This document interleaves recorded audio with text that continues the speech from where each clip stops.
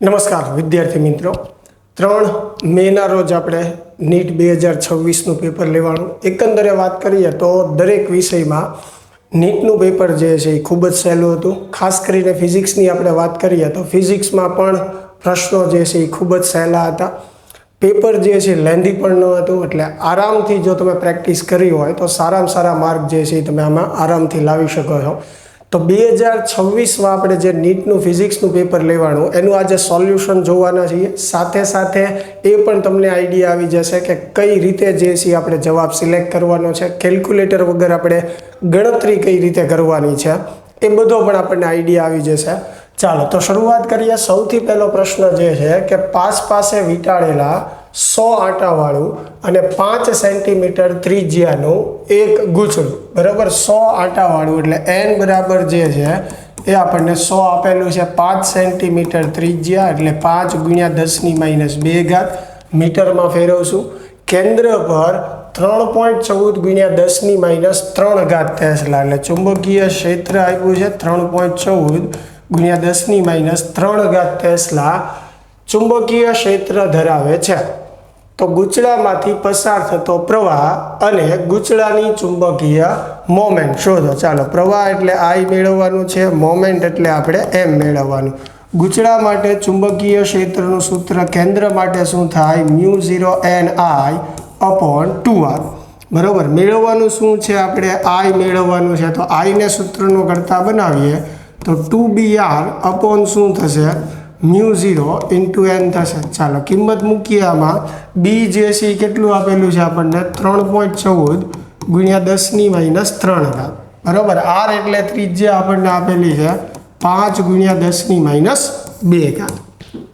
Ready? ચાલો નીચે μ0 એટલે 4π × 10⁻7 ઘાત, n એટલે 100 ને આપણે લખીએ 10⁻² ઘાત. ચાલો તો હવે આનું સાદું રૂપ આપણે આપીએ તો પાય એટલે 3.14 એટલે 3.14 જે છે એ કેન્સલ થઈ જશે. બરાબર. તો અહીંયા 5 દુ 10, 10/4 એટલે 2.5 આવશે. ચાલો આ 2.5 આવ્યો. હવે ઘાતની વાત કરીએ તો +2 ઉપર જાય -2 એટલે ઉપર -7 નીચે -7 કેન્સલ, એટલે પ્રવાહનો જવાબ જે છે આપણો 2.5 એમ્પિયર આવશે. ચાલો તો ત્રીજો અને ચોથો ઓપ્શન જે છે એ તો નીકળી જ જશે. પ્રવાહ આપણો 2.5 આવે છે, તો 1 અને 2 ઓપ્શન જે છે એ વધ્યા. ચાલો એની માટે ડાયપોલ મોમેન્ટ આપણે મેળવવી પડશે. m બરાબર સૂત્ર શું થાય? NIA. હવે n એટલે 10⁻² ઘાત, I એટલે પ્રવાહ 2.5. હવે ગૂંચળાનું ક્ષેત્રફળ બરાબર એટલે πr², વર્તુળાકાર છે એટલે વીંટાળેલું, તો πr², પાય એટલે 3.14 બરાબર. r² એટલે ત્રિજ્યાનો વર્ગ. ત્રિજ્યા કેટલી આપી છે? 5 × 10⁻² ઘાત, એટલે કે 25 × 10⁻4 ઘાત. મેં ડાયરેક્ટ જે છે વર્ગ જે છે એ મૂકી દીધો છે. બરાબર. હવે તમે અહીંયા સમજો કે 25 × 25 કરશું તો 625 આવશે. 1 પોઈન્ટ તમે કાપી નાખો તો 62.5 થયું. બરાબર. એટલે આ બેયનો ગુણાકાર જે છે એ 62.5 થયો. એને ગુણ્યા જે છે આપણે શું કરવાનું છે? 3.14. તો ધારો કે 625 ગુણ્યા જે છે એ આપણે 3 કરીએ. બરાબર. 625 ગુણ્યા આપણે પહેલાં શું કરીએ? 3. 5 તેરી 15 વધી 1, 3 દુ 6 ને 1 7 અને 6 તેરી 18. બરાબર. એટલે 1875. હવે તમે સમજો આપણે જે છે 6.25 ગુણ્યા શું કર્યું છે? 3. 1 પોઈન્ટ તો હતો જ તે, એટલે 187.5 થશે. હવે ઘાત જે છે તમે જુઓ કેટલી છે? અહીંયા 10⁻4 ઘાત છે. ઘાત કેટલી આપણને આપેલી છે? 10⁻4 ઘાત આપેલી છે. બરાબર. અને 10⁻2 ઘાત અહીંયા છે, તો 10⁻2 ઘાત વધશે. હવે -2 ઘાત આપશો એટલે 1.87. હવે અહીંયા ધ્યાનથી સમજો કે મેં જે આંકડાઓ છે એ રાઉન્ડ ઓફ કરીને લીધા છે. તો અહીંયા 3.14 હતું, એની બદલે મેં 3 કરીને લીધું છે. એટલે એનો અર્થ એવો થયો કે આ ગુણાકારમાં મેં ઓછી સંખ્યા લીધી છે, તો આપણો જવાબ જે છે 1.87 કરતાં વધારે જ આવવો જોઈએ. હવે 1.87 કરતાં થોડોક વધારે, કારણ કે અહીંયા થોડોક જ આપણે આંકડામાં ફેરફાર કર્યો છે. તો 1.87 કરતાં આ બે ઓપ્શનમાંથી થોડોક વધારે કયો છે? 2. બરાબર. એટલે ઓપ્શન એ જે છે આપણી માટે રાઈટ આન્સર છે. પ્રવાહ તો મળી જ ગયો તો અગાઉ, અને હવે ડાયપોલ મોમેન્ટ. બરાબર. ચાલો ક્લિયર થાય છે. એની પછીનો પ્રશ્ન આપણે જોઈએ કે સૂચિ 1 સાથે સૂચિ 2 ને જોડો એટલે જોડકા આપણે જોડવાના છે. E બરાબર h ન્યુ એટલે આવૃત્તિ છે. તો આ શેનું સૂત્ર છે? ફોટોનની ઉર્જાનું. એટલે એ સામે જે છે એ શું આવશે? 4. તો હવે તમે જુઓ એ સામે 4 આપ્યું એવા 3 ઓપ્શન છે. ચાલો પછી વિવર્તન અને વ્યતિકરણ. વિવર્તન ને વ્યતિકરણ શું બતાવે છે? પ્રકાશનું તરંગ સ્વરૂપ બતાવે છે. એટલે બીજા સામે 3 આવશે. તો બીજા સામે 3 આપ્યું હોય એવા ઓપ્શન છે. જો પહેલામાં 4, બીજામાં 3. પછી લેમડા બરાબર h/p. તો હવે લેમડા બરાબર h/p એ દ્રવ્યરોગલી તરંગ લંબાઈનું સૂત્ર છે. એટલે ત્રીજા સામે c સામે 1 આવશે. હવે c સામે 1 આપણને આપેલું હોય તો અહીંયા જો નથી આપ્યું એટલે આ ઓપ્શન નીકળી ગયો. a સામે 4, b સામે જે છે 1, તો આ પણ ખોટું છે. બરોબર છે, આ ઓપ્શનમાં નથી આવતું. ચાલો આ ઓપ્શન છે આપણી પાસે. જો a સામે 4, b સામે કેટલું છે? 3 અને c સામે 1. એટલે ઓપ્શન a જે છે પહેલો ઓપ્શન એ આપણી માટે રાઈટ આન્સર છે. બરોબર, ખાસ ધ્યાન રાખજો. હવે ક્રોમ્પટન અસર વધ્યું એ પ્રકાશનું કણ સ્વરૂપ બતાવે છે. એટલે d સામે 2 આવશે. જો મેચ થઈ જાય છે ને, એટલે ઓપ્શન a જે છે એ આપણી માટે રાઈટ આન્સર છે. ચાલો એની પછીનો પ્રશ્ન કે નીચે દર્શાવેલ પરિપથમાં પસાર થતો પ્રવાહ ખાલી જગ્યા છે. બધા જ ડાયોડ આદર્શ અને એક સરખા છે. ચાલો આ પરિપથ આપણને આપેલો છે. પરિપથમાં થોડીક આકૃતિ અહીંયા ભૂલ રહી ગયેલી છે. એ આકૃતિ તમને અહીંયા સુધારી દઉં છું. આ જે ડાયોડ છે એને આવી રીતે જોડેલો છે. બરોબર, આમ છે ડાયોડ. તમારી પાસે પેપર હશે જ તે, એટલે તમે ચેક કરી જ શકો કે કઈ રીતે રકમ આપી છે. ચાલો આ રીતે આપણને ડાયોડ આપેલો છે. હવે સૌથી પહેલાં જુઓ, અહીંયા બેટરીના ધન છેડામાંથી પ્રવાહ નીકળશે તો પ્રવાહ અહીંયા 2 ભાગમાં વહેંચાઈ જશે. બરાબર, હવે એક પ્રવાહ આમ વિચારીએ, એક પ્રવાહ આ બાજુ વિચારીએ. પણ અહીંયા તમે જુઓ કે આ ડાયોડ જે છે એનો n વિભાગ છે. આ બેટરીનો ધન છેડો છે એટલે આનો n વિભાગ ધન બનશે. એટલે આ ડાયોડ રિવર્સ બાયસ જોડાણમાં થાય. અને ડાયોડ જ્યારે પણ રિવર્સ બાયસ જોડાણમાં થાય ત્યારે એમાંથી પસાર થતો પ્રવાહ 0. એટલે આ શાખામાંથી કોઈ પ્રવાહ પસાર થશે નહીં. એટલે કે બધો પ્રવાહ જે છે આવી રીતે પરિપથમાંથી પસાર થશે. હવે આ આદર્શ ડાયોડ છે એટલે એનો અવરોધ 0 હોય. પરિપથમાં આવી રીતે પ્રવાહ જે છે એ વહેતો હશે. તો આ બંને જે છે 4 અને 2 ઓહ્મના અવરોધ તમે જોઈ શકો શ્રેણીમાં છે. શ્રેણીમાં અવરોધનો શું થાય? સરવાળો. એટલે 4 + 2 ટોટલ અવરોધ જે છે એ કેટલો થશે? 6. હવે મારે મેળવવું છે પ્રવાહ. પ્રવાહનું સૂત્ર I બરાબર V/R. V એટલે બેટરીના વોલ્ટેજ, R એટલે પરિપથનો કુલ અવરોધ. ચાલો 2 × 5 = 10, 2 તેરી 6, તો 5/3 એમ્પિયર. એટલે આપણો રાઈટ આન્સર જે છે એ પહેલો ઓપ્શન આવશે, 5/3 એમ્પિયર. ક્લિયર થાય છે? ચાલો એની પછીનો પ્રશ્ન, શૂન્ય અવકાશમાં પ્રકાશની ઝડપને એકમ તરીકે લેવામાં આવે અને જો પ્રકાશ પૃથ્વી પર પહોંચવા માટે 6 મિનિટ અને 40 સેકન્ડ, 6 મિનિટ એટલે 360 સેકન્ડ, ઉપર બીજી 40 એટલે ટોટલ જે છે 400 સેકન્ડ થાય નો સમય લે તો સૂર્ય અને પૃથ્વી વચ્ચેનું અંતર નવા એકમ પ્રમાણે શું થાય? અંતર એટલે શું થશે? વેગ ગુણ્યા સમય. બરોબર છે. હવે વેગ જે છે એ આપણે પ્રકાશના વેગ તરીકે લેવાનો. જો શૂન્ય અવકાશમાં પ્રકાશની ઝડપને એકમ તરીકે લેવામાં આવે એટલે પ્રકાશની ઝડપ જે છે એને c કહીએ, એને એકમ તરીકે લેવાનું છે. એટલે એને એમ રાખશું. t જે છે કેટલું છે? 400. બરોબર, એટલે d બરાબર જે છે 400 c આપણો આન્સર થશે. હવે c ને તો આપણે એકમ તરીકે લેવાનું છે. તો અંતર જે છે એ કેટલું થશે? 400. એટલે નવા એકમમાં જવાબ આપણો શું આવશે? અંતરનો 400. એટલે ત્રીજો ઓપ્શન જે છે એ આપણી માટે રાઈટ આન્સર થશે.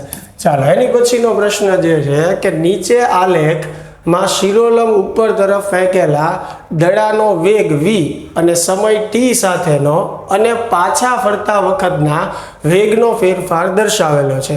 નીચેમાંથી કયો અથવા તો કયા આલેખો સાચો સંબંધ દર્શાવે છે? હવે ધ્યાનથી તમે અહીંયા સમજો. આ કેસમાં કે દડાને જ્યારે આપણે ઉપરની તરફ ફેંકીએ તો ઉપરની દિશા જે છે આપણે ધન લઈએ. એટલે દડો જ્યારે ઉપર તરફ જતો હશે ત્યારે એનો વેગ ધન આવશે. બરાબર, પણ સતત વેગ ઘટતો જશે. કારણ કે જેમ જેમ ઉપર જશે એમ નીચે તરફ ગુરુત્વાકર્ષણ બળ વધતું જશે, લાગતું હશે એની ઉપર. એના લીધે એનો વેગ જે છે એ શું થશે? ઘટતો જશે. એક મેક્સિમમ હાઇટે એનો વેગ શું થશે 0, બરાબર. ત્યારબાદ એને ગુરુત્વાકર્ષણ જે છે એ નીચે તરફ જે છે એ ખેંચી લેશે, બરાબર. હવે નીચે તરફ ખેંચશે તો નીચે તરફ ગતિ કરે છે ત્યારે એના વેગની દિશા જે છે એ શું આવશે? ઋણ આવશે. એટલે શરૂઆતમાં ધન દિશામાં છે અને વેગ ઘટતો જાય છે. ત્યારબાદ વિરોધી દિશામાં ગતિ કરશે એટલે વેગ જે છે એની સંજ્ઞા ઋણ આવશે અને સતત નીચે તરફ પડતો જશે એટલે એક ચોક્કસ સમય સુધી એનો વેગ જે છે એ વધતો જશે. તો આપણે એવો આલેખ જોવાનો છે V અને T નો કે જેમાં વેગ શરૂઆતમાં ધન હોય અને ઘટતો જતો હોય. એક ચોક્કસ સમય પછી જે છે એ વેગ શૂન્ય થાય, ત્યારબાદ જે છે એ વેગ વિરોધી દિશામાં વધતો જાય. એવો આલેખ આપણે જોઈએ તો આ આલેખની અંદર તમે જુઓ, આ V છે, આ T છે, બરાબર. એમાં આલેખ આપણે આ ધ્યાનમાં લેવાનો છે. તો અહીંયા તમે જુઓ શરૂઆતમાં વેગ જે છે એ ઘટે છે, અહીંયા શૂન્ય પણ થયો, પણ ત્યારબાદ વધે છે પણ ધન બાજુ છે, બરાબર છે. એટલે એ આલેખ ખોટો છે કેમ કે દિશા બદલાઈ ગઈ એટલે ઋણ બાજુ હોવો જોઈએ. સેમ એવી રીતે જો આ આલેખની શરૂઆત જ ઋણથી થાય છે એટલે આ પણ ખોટો છે. શરૂઆત ધનથી થવી જોઈએ.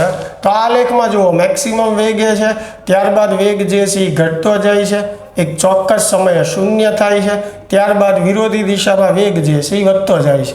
એટલે ઓપ્શન સી જે છે એ આપણી માટે રાઈટ આન્સર છે, બરાબર છે. એટલે સી ઓપ્શન આપણને શેમાં આપ્યું છે? પહેલા બોલાવ ફક્ત સી, એટલે એક જે છે એ આપણો રાઈટ આન્સર છે, જેમાં આલેખ સી સાચો છે. ચાલો એની પછીનો પ્રશ્ન આપણે જોઈએ કે વર્નિયર કેલિપર્સમાં વર્નિયર સ્કેલના 20 વિભાગ, વર્નિયર સ્કેલનો વિભાગ VSD, વર્નિયર સ્કેલ ડિવિઝન આપણે જોઈએ તો 20 VSD 1 મિલીમીટર લંબાઈના પ્રત્યેક વિભાગ માટે ધરાવતા વર્નિયર ધરાવતા મુખ્ય સ્કેલના 16 વિભાગ સાથે સંપાત થાય છે. એટલે વર્નિયર સ્કેલનો જે 20 વિભાગ છે એ મુખ્ય સ્કેલના 16મા વિભાગ સાથે જે છે એ સંપાત થાય છે. બંનેને આપણે બરાબર લખી શકીએ. તો વર્નિયર કેલિપર્સની લઘુત્તમ માપ શક્તિ શોધો. ચાલો આની ઉપરથી સૌથી પહેલા આપણે એક વર્નિયર સ્કેલ ડિવિઝનનું રીડિંગ આપણે મેળવીએ તો 16/20 થશે, બરાબર. ચાલો હવે છેદ જે છે એ આપણે ઉડાડીએ, બરાબર છે. તો અહીંયા ચોકે ચોકે 16 અને 4 પંચા 20 એટલે 0.8 જે છે એ આપણો આન્સર આવશે. એટલે એક VSD બરાબર શું થશે? 0.8 MSD. હવે એની લઘુત્તમ માપ શક્તિ આપણે મેળવવી હોય, બરાબર છે, તો વર્નિયર મુખ્ય સ્કેલમાં એક વિભાગ કેટલું માપ દર્શાવે છે? 1 મિલીમીટર, બરાબર. એમાંથી એક VSD નું માપ કેટલું છે? 0.8. એને આપણે બાદ કરશું એટલે આન્સર આપણો આવશે 0.2 મિલીમીટર. હવે ઓપ્શનમાં આપણને બધા સેન્ટીમીટરમાં આપ્યા છે તો પાછું 10 વડે ભાંગી નાખીએ એટલે 0.02 સેન્ટીમીટર. તો આપણો રાઈટ આન્સર જે છે એ શું થશે? 0.02 સેન્ટીમીટર. ચાલો ક્લિયર થાય છે. એની પછી જે છે પ્રશ્ન કે એક એસી પરિપથમાં 1 કિલો ઓહ્મનો અવરોધ, 0.1 માઇક્રોફેરેડનું કેપેસિટર અને 1 મિલી હેનરીના ઇન્ડક્ટરનું શ્રેણી જોડાણ ધરાવે છે. પરિપથની અંદાજિત અનુનાદ આવૃત્તિ. અનુનાદ આવૃત્તિનું સૂત્ર થાય 1/2π√LC. આમાં અવરોધનું કંઈ કામ નથી. ચાલો 1/2π, L એટલે 1 મિલી, C જે છે એ 0.1 માઇક્રો એટલે 10⁻6. તો 0.1 ગુણ્યા 10⁻6 એને 1 ગુણ્યા 10⁻7 લખી શકીએ આપણે, બરોબર છે. ચાલો હવે થોડુંક સાદુરૂપ આપવામાં આપણે ધ્યાન રાખીએ તો નીચે 2π જે છે એઝ ઇટ ઇઝ આપણે રહેવા દઈશું. હવે અહીંયા 10⁻10 થશે. 10⁻10 નું વર્ગમૂળ 10⁻5 નીકળશે અને 10⁻5 ઉપર જશે તો 10⁻5 થશે, બરોબર. ચાલો હવે 10⁻5 એના છેદમાં જે છે એ શું આવે છે? 2π જે છે એ આવે છે, બરોબર. અહીંયા આપણે વર્ગમૂળ લે તો બધું કાઢી જ લીધું છે. ચાલો હવે 10⁻5 છે 2π. હવે પાય એટલે આપણે 3.14 લઈએ, એને ગુણ્યા 2 કરશું એટલે 6.28 થશે, બરોબર. ચાલો તો અહીંયા આપણે એવું કરીએ કે ભાઈ દાખલા તરીકે 10⁻5 છે તો એની બદલે એને આપણે 1000 લખીએ, બરોબર છે. અને 10ની 2 ઘાત જે છે અલગથી લખું, પ્લસ નીચે 6.28 છે બરાબર, એટલે 628ની બદલે એને 630 લખું બરાબર. થોડુંક જે છે એ મેં વધારે લઈ લીધું 28ની બદલે બરાબર. અને આ 2 પોઈન્ટ જે છે એ ક્યાં લખીએ આપણે ઉપર, કેમ કે 6.28 ભાગ્યા 100 થશે, એ 100 મેં જે છે એ ઉપર લીધા. તો અહીંયા મીંડું કેન્સલ થશે, એટલે 100 ભાગ્યા જે છે આપણે શું કરવું પડશે, 63 કરવું પડશે. ચાલો, તો 63 એકા 63 આપણે કરશું. ચાલો, કેટલા વધશે આપણે, 10માંથી 3 જાય 7 આવશે બરાબર, ભાગ નહીં હાલે. 8માંથી 6 જશે એટલે 2 આવશે 0. ચાલો, તો 100માંથી આપણે 63 જે છે એટલે 9 6 37 આવશે ને. ચાલો, તો અહીંયા જે છે એ 37 આવ્યા. તો હવે જે છે એ પાછો ભાગ નથી હાલવાનો, એટલે પોઈન્ટ મૂકશું, અહીંયા 0 વધારી દેશું બરાબર. તો એની પછી જે છે 63, 5 આપણે ભાગ ચલાવી જોઈએ, 5 તેરી 15 વધી 1 6 પંચા 30 ને એટલે 315 થશે.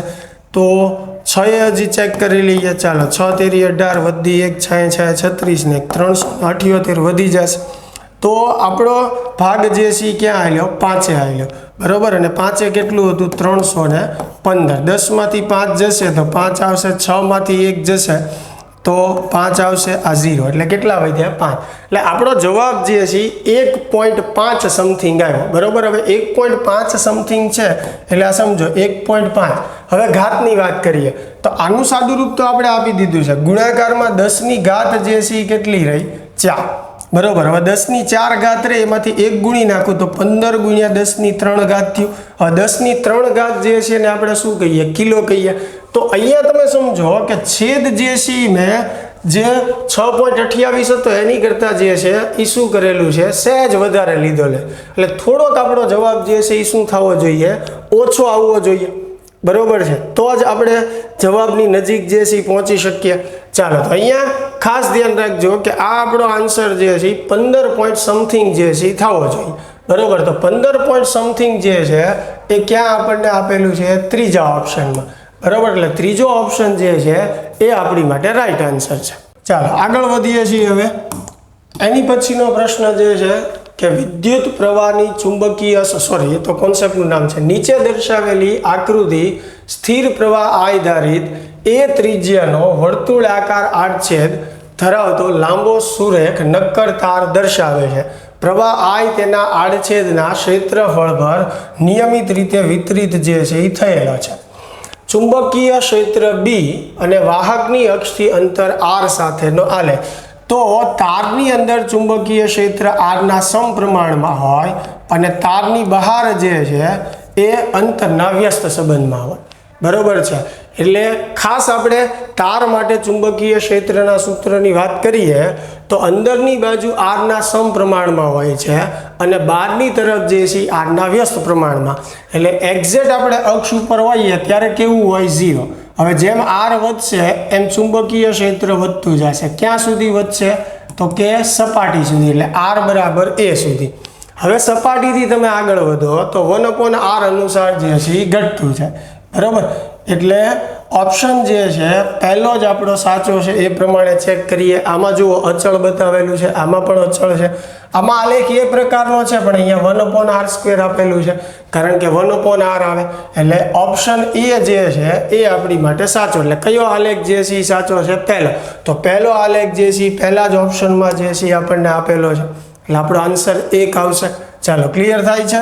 એની પછીનો પ્રશ્ન જે છે એ જોઈએ કે 4 ઓહ્મ અવરોધ ધરાવતા એક ધાતુના નિયમિત તારને ચોરસ લૂપ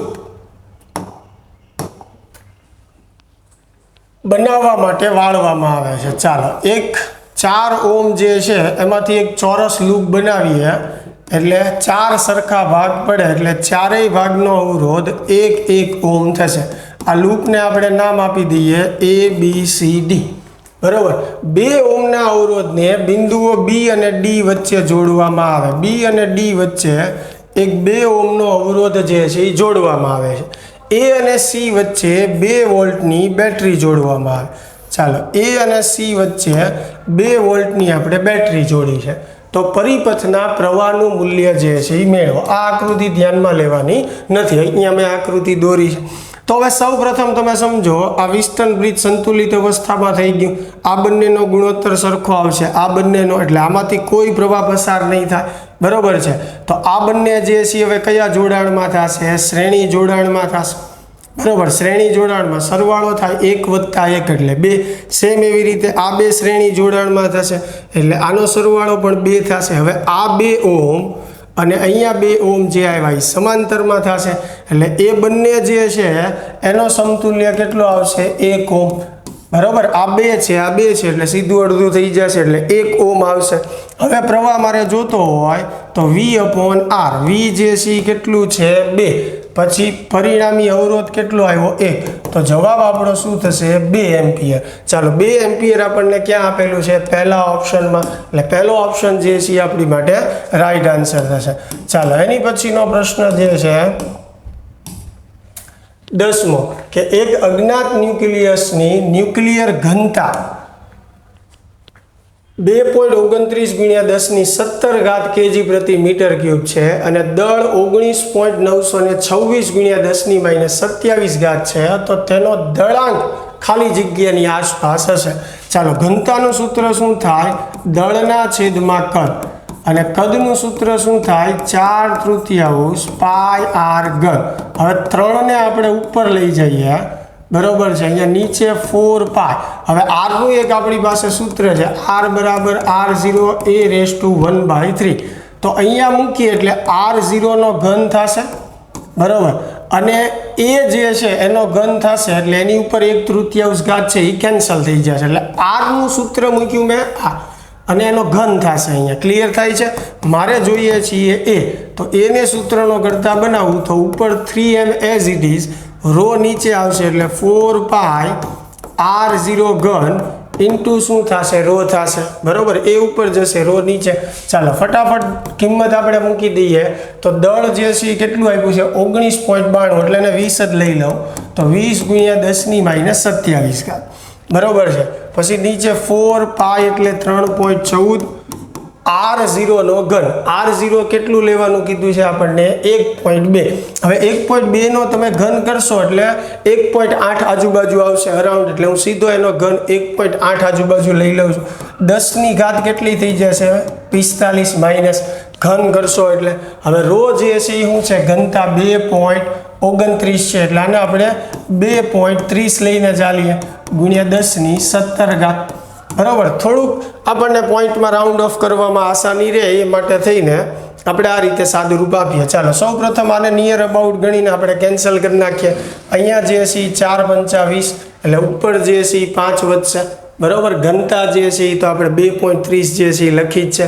ચાલો હવે અહીંયા 2.30 છે અને અઢી ગણીને આપણે ચાલીએ, આ 5 છે એટલે 2.5 × 2 કરશું એટલે 5 થઈ જશે, બરોબર. એટલે આ 2 આપણે લઈએ. હવે છેદમાં જે છે એ કેટલું આવ્યું? 1.8 આવ્યું.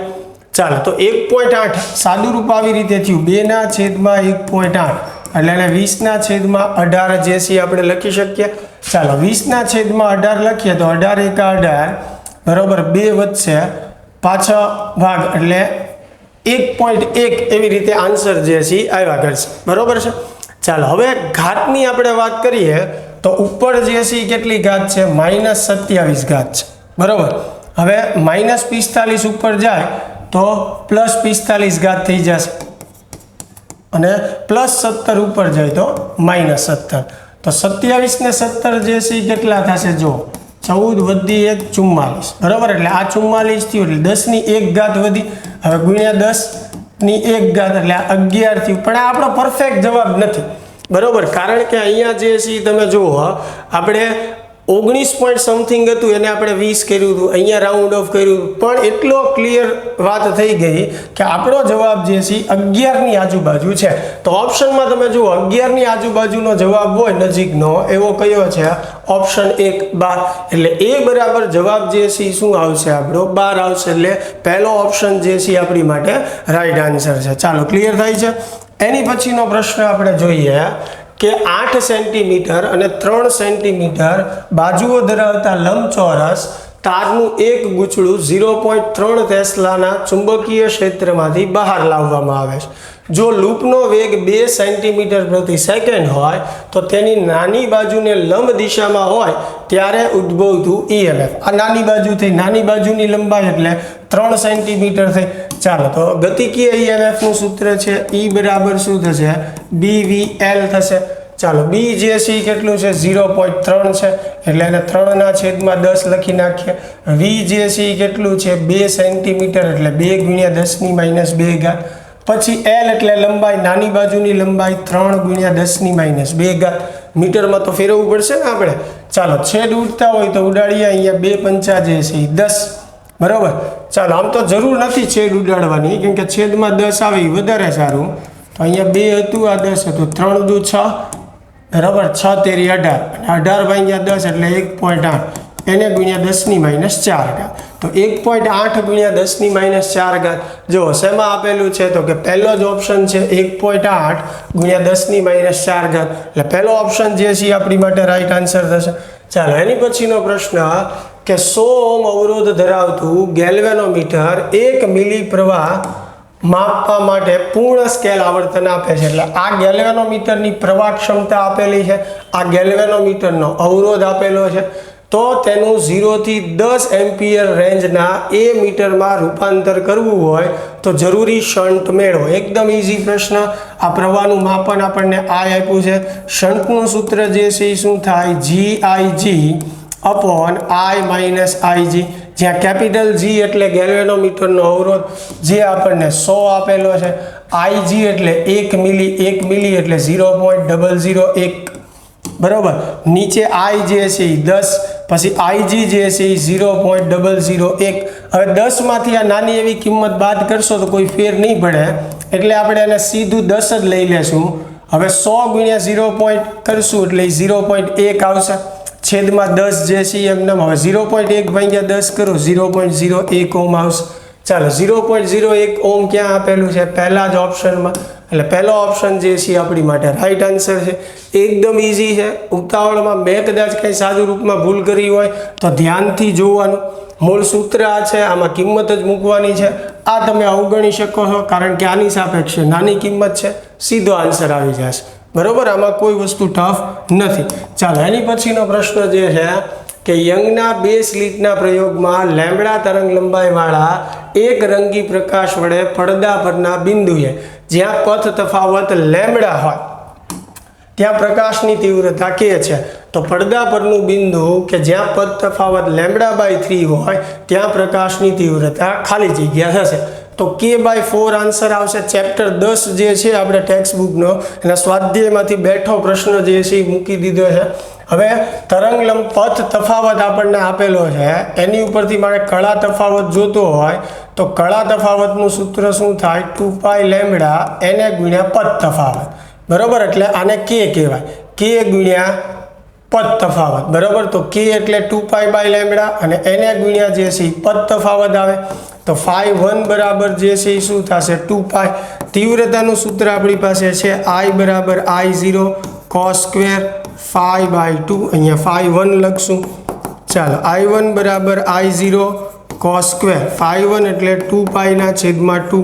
2 કેન્સલ. cos π -1 માઇનસનો વર્ગ કરશો પ્લસ થશે એટલે આ 1 થઈ ગયું. તો I1 બરાબર શું વધ્યું? I0, જેને આપણને રકમમાં કીધેલું છે કે એને K કહેવાનું છે. તો આ સમીકરણ 1. હવે બીજા કેસમાં આપણે કળા તફાવત મેળવીએ તો 2π એને ગુણ્યા λ/3.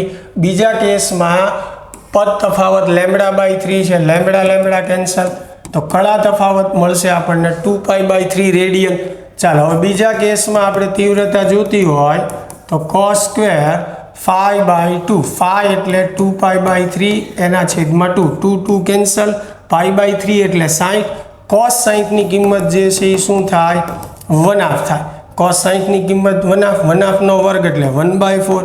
હવે I0 ની જગ્યાએ તમે K લખી શકો તો K ના છેદમાં 4. ચાલો ઓપ્શન 1 જે છે આપણી માટે રાઈટ આન્સર. બેઠો પ્રશ્ન છે. ચાલો એની પછીનો પ્રશ્ન આપણે જોઈએ 14મો કે જ્યારે 8 ન્યૂટન અને 6 ન્યૂટન પરસ્પર લંબ બળો 5 કિલોગ્રામ દળના પદાર્થ પર લાગુ પડે ત્યારે તેનો ઉદ્ભવતો પ્રવેગનું મૂલ્ય અને દિશા અનુક્રમે ખાલી જગ્યા છે. ચાલો સૌથી પહેલાં આપણે પ્રવેગ મેળવવાનો છે. 8 ન્યૂટનનું બળ એક્સ દિશામાં લાગે છે, 6 ન્યૂટનનું બળ જે છે વાય દિશામાં, બંને પરસ્પર લંબ છે. તો એનું પરિણામી કઈ રીતે મળે? √x યામનો વર્ગ વત્તા વાય યામનો વર્ગ. આવું યાદ રાખો તો સરળ લાગે. ચાલો તો આનો જવાબ જે છે એ શું આવશે? 10 ન્યૂટન આવશે. સાદું રૂપ આપો. હવે મારે પ્રવેગ જોતો છે તો એ બરાબર શું થશે? F/m. F એટલે 10, એ જે છે એ m જે છે એ 5, તો એ કેટલું આવશે? 2 મીટર પ્રતિ સેકન્ડ. ચાલો 2 મીટર પ્રતિ સેકન્ડ સ્ક્વેર પહેલા ત્રણેય ઓપ્શનમાં છે, પણ ચોથો ઓપ્શન જે છે એ નીકળી ગયો.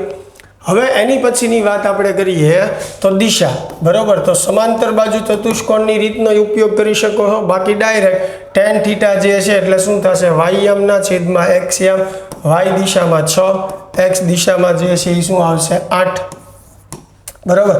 તો 2 તેરી 6, 2 ચોક 8 એટલે 3/4. તો tan થીટા બરાબર 3/4, તો થીટા બરાબર tan ઇનવર્સ 3/4. ચાલો તો ખૂણો જે છે tan ઇનવર્સ 3/4 આવવો જોઈએ. ચાલો પહેલો ઓપ્શન જે છે જુઓ, 2 મીટર પ્રતિ સેકન્ડ સ્ક્વેર પ્રવેગ અને 8 ન્યૂટન. આ જે આપણને ખૂણો મળશે એ સમક્ષિતિજ આપણે જે સદિશ ધાર્યો છે એની સાથેનો મળશે, બરોબર. અને સમક્ષિતિજ આપણી માટે અત્યારે 8 ન્યૂટન જ છે, એટલે આ ખૂણો 8 ન્યૂટનના સદિશ સાથે મળે છે. એટલે 8 ન્યૂટન બળ સાથે tan ઇનવર્સ 3/4 ખૂણે, એટલે આન્સર જે છે આપણો પહેલો ઓપ્શન જે છે એ આવશે, બરાબર. બીજા ઓપ્શનની અંદર તમે જુઓ 4/3 આપ્યું છે, એટલે આ ખોટું છે. અને ત્રીજો ઓપ્શન તમે જુઓ તો આમાં ત્રીજો ઓપ્શન ને પહેલો ઓપ્શન જે છે એ સેમ છે. હવે પરીક્ષામાં સેમ છે કે નહીં મને બહુ આઈડિયા નથી, એટલે ખાસ તમે જે છે પેપર જોઈ લેજો. બાકી અત્યારે હું જે કરાવું છું એમાં આ બંને ઓપ્શન એક સરખા છે, બરોબર છે. એટલે તમને પ્રશ્ન ન રહે કે સાહેબ પહેલો અને ત્રીજો ઓપ્શન તો સરખા છે, એટલે મે બી કદાચ પેપરમાં ન પણ હોય તમારા, પણ આમાં આપણે જે પીપીટી બનાવી છે એમાં આવી ગયા છે 2 ઓપ્શન, એટલે તમને આ ક્લિયર કરી દઉં છું, કન્ફ્યુઝન ન રહે. મૂળ આન્સર આપણો આ છે કે પ્રવેગ 2 મીટર પ્રતિ સેકન્ડ સ્ક્વેર અને 8 ન્યૂટનના બળ સાથે tan ઇનવર્સ 3/4 ખૂણે. ચાલો આ ક્લિયર થઈ છે. એની પછી આપણે આગળ વધીએ તો C1, C2 અને C3 10 માઇક્રોફેરેડે અને C5 2.5 માઇક્રોફેરેડે આકૃતિમાં દર્શાવ્યા મુજબ 50 વોલ્ટની બેટરી સાથે જોડવામાં આવે છે. તો સમતુલ્ય કેપેસિટન્સ અને દરેક કેપેસિટરનો વિદ્યુતભાર. ચાલો આ બેટરીના ધન છેડામાંથી અહીંયાથી Q જેટલો વિદ્યુતભાર નીકળે.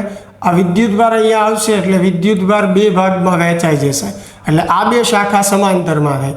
હવે ઉપરની બાજુ જે વિદ્યુતભાર જશે એ આ બધા કેપેસિટરમાં સમાન હશે. જો એટલે આ 4 કેપેસિટર જે છે એ કયા જોડાણમાં થયા? શ્રેણી જોડાણમાં. હવે શ્રેણી જોડાણમાં જ્યારે દરેકનું મૂલ્ય સરખું હોય ત્યારે સમતુલ્ય કેપેસિટન્સ કેટલું થાય? C/n. C એટલે એકનું મૂલ્ય, n એટલે સંખ્યા. તો C1 નું મૂલ્ય 10 માઇક્રોફેરેડે, એવા ટોટલ કેટલા કેપેસિટર શ્રેણીમાં છે? 4. એટલે જવાબ આપણો આવશે 2.5 માઇક્રોફેરેડ, બરાબર. તો હવે પરિપથ જે છે કંઈક આપણે આવો થશે. અહીંયા જે છે આને C6 નામ આપી દીધું, જે 2.5 માઇક્રોફેરેડે જે છે આવ્યું, બરોબર છે. આ જે છે એ C5 as it is. C5 ની કિંમત 2.5 છે, બરોબર. 50 વોલ્ટની બેટરી. હવે અહીંયાથી વિદ્યુતભાર નીકળશે તો 2 ભાગમાં વહેંચાશે, એટલે આ બંને જે છે એ સમાંતર જોડાણમાં કહેવાય. સમાંતર જોડાણમાં સરવાળો થાય એટલે 2.5 વત્તા 2.5, એટલે જવાબ આપણો આવશે 5 માઇક્રોફેરેડે. ચાલો સમતુલ્ય કેપેસિટન્સનો જવાબ શું આવવો જોઈએ? 5. તો ત્રીજો ઓપ્શન જે છે એ નીકળી જશે, બરોબર. કેમ કે બાકીના 3 ઓપ્શન એવા છે જેમાં સમતુલ્ય કેપેસિટન્સ જે છે એ 5 માઇક્રોફેરેડે આપણને આપેલું હોય, બરોબર. તો એક તો આન્સર આપણને ખબર પડી ગઈ. હવે વાત કરીએ તો આ બંને જે છે એ સમાંતર જોડાણમાં છે, એટલે એની અંદર વોલ્ટેજ સરખા હશે. અહીંયા 50 છે તો આના વોલ્ટેજ 50 હશે, આના વોલ્ટેજ 50, પણ વિદ્યુતભાર જુદો જુદો હશે. હવે ધારો કે અહીંયાથી ટોટલ વિદ્યુતભાર Q નીકળે છે, તો Q બરાબર આપણે શું લખીએ? CV. C કેટલું છે? 5. V જે છે 50, એટલે ટોટલ વિદ્યુતભાર 250 માઇક્રોકુલમ થાય. હવે 250 અહીંયા આવશે તો 2 ભાગમાં વહેંચાય, બરોબર છે, પણ આ બેયની કિંમત સરખી છે તો બંનેમાં સરખો વહેંચાશે એટલે આનો અડધો થશે, એટલે 250નું અડધું કેટલું થશે? 125, એટલે આમાં પણ 125 હશે, આમાં પણ 125 હશે. હવે આ ક્યાંથી બન્યું છે? તો કે આ ચારેયથી, એટલે આ ચારેયમાં પણ 125 હશે. બરોબર, તો દરેક કેપેસિટરની અંદર પસાર થતો વિદ્યુતભાર કેટલો આવ્યો? 125 માઇક્રોકુલમ જે છે એ, અને સમતુલ્ય કેપેસિટન્સ 5 માઇક્રોફેરેડ. એટલે ઓપ્શન પહેલો જે છે એ આપણી માટે રાઈટ આન્સર છે. ચાલો, ક્લિયર થાય છે? આગળ વધીએ હવે. મીટર બ્રિજના પ્રયોગમાં કોષ E અને ગેલ્વેનોમીટર G ના સ્થાન અદલ બદલ કરવામાં આવે તો આપણે ગેલ્વેનોમીટરમાં ખાલી જગ્યા અવલોકન કરીશું. ચાલો, મીટર બ્રિજ જે છે એ તમને ખ્યાલ હશે.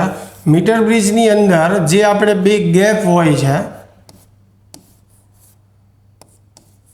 બરોબર, R અને S ગેપ. હવે એક ગેપની અંદર કોષ આપણે જોડેલો છે, બરોબર, અને એક ગેપની અંદર જે છે આપણે ગેલ્વેનોમીટર જે છે જોડેલું છે. એટલે આપણને શું કીધું છે કે મીટર બ્રિજના પ્રયોગમાં કોષ E અને ગેલ્વેનોમીટર G ના સ્થાનની અદલા બદલી કરવામાં આવે. ચાલો, અહીંયા બીજા ગેપની વાત નથી, પણ ગેલ્વેનોમીટર જે છે અહીંયા આપણે ગેલ્વેનોમીટર અને એની સાથે જે છે જોકી આપણે જોડેલી હોય, તો આ બંનેની આપણે અદલ બદલ કરીએ તો ખાલી જગ્યા. તો સૌથી પહેલું ફક્ત જમણી બાજુ આપણે આવર્તન લેશું, ફક્ત ડાબી બાજુ આવર્તન લેશું. જો કે કોઈ પણ સ્થાન પર હોય પરંતુ આવર્તન નહીં મળે, એટલે કે અદલા બદલી કરીએ તો કોઈ આવર્તન નહીં મળે. જમણી અને ડાબી બંને બાજુએ આવર્તન અને સંતુલન વખતે શૂન્ય આવર્તન હોવું જોઈએ.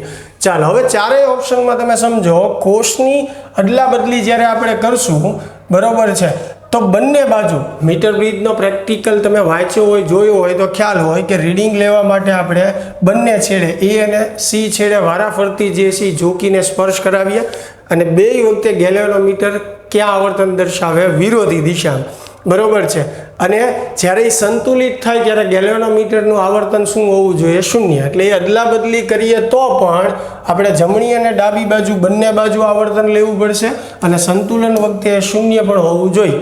બરાબર, ચાલો, ખ્યાલ આવે છે? એટલે ઓપ્શન 4 જે છે આપણી માટે રાઈટ આન્સર થશે. ચાલો, એની પછીનો પ્રશ્ન જે છે કે 1000 કિલોગ્રામ દળને 20 મીટર ઊંચાઈ સુધી 10 સેકન્ડમાં ઉંચકતી ક્રેનનો પાવર જે છે કેટલો થશે?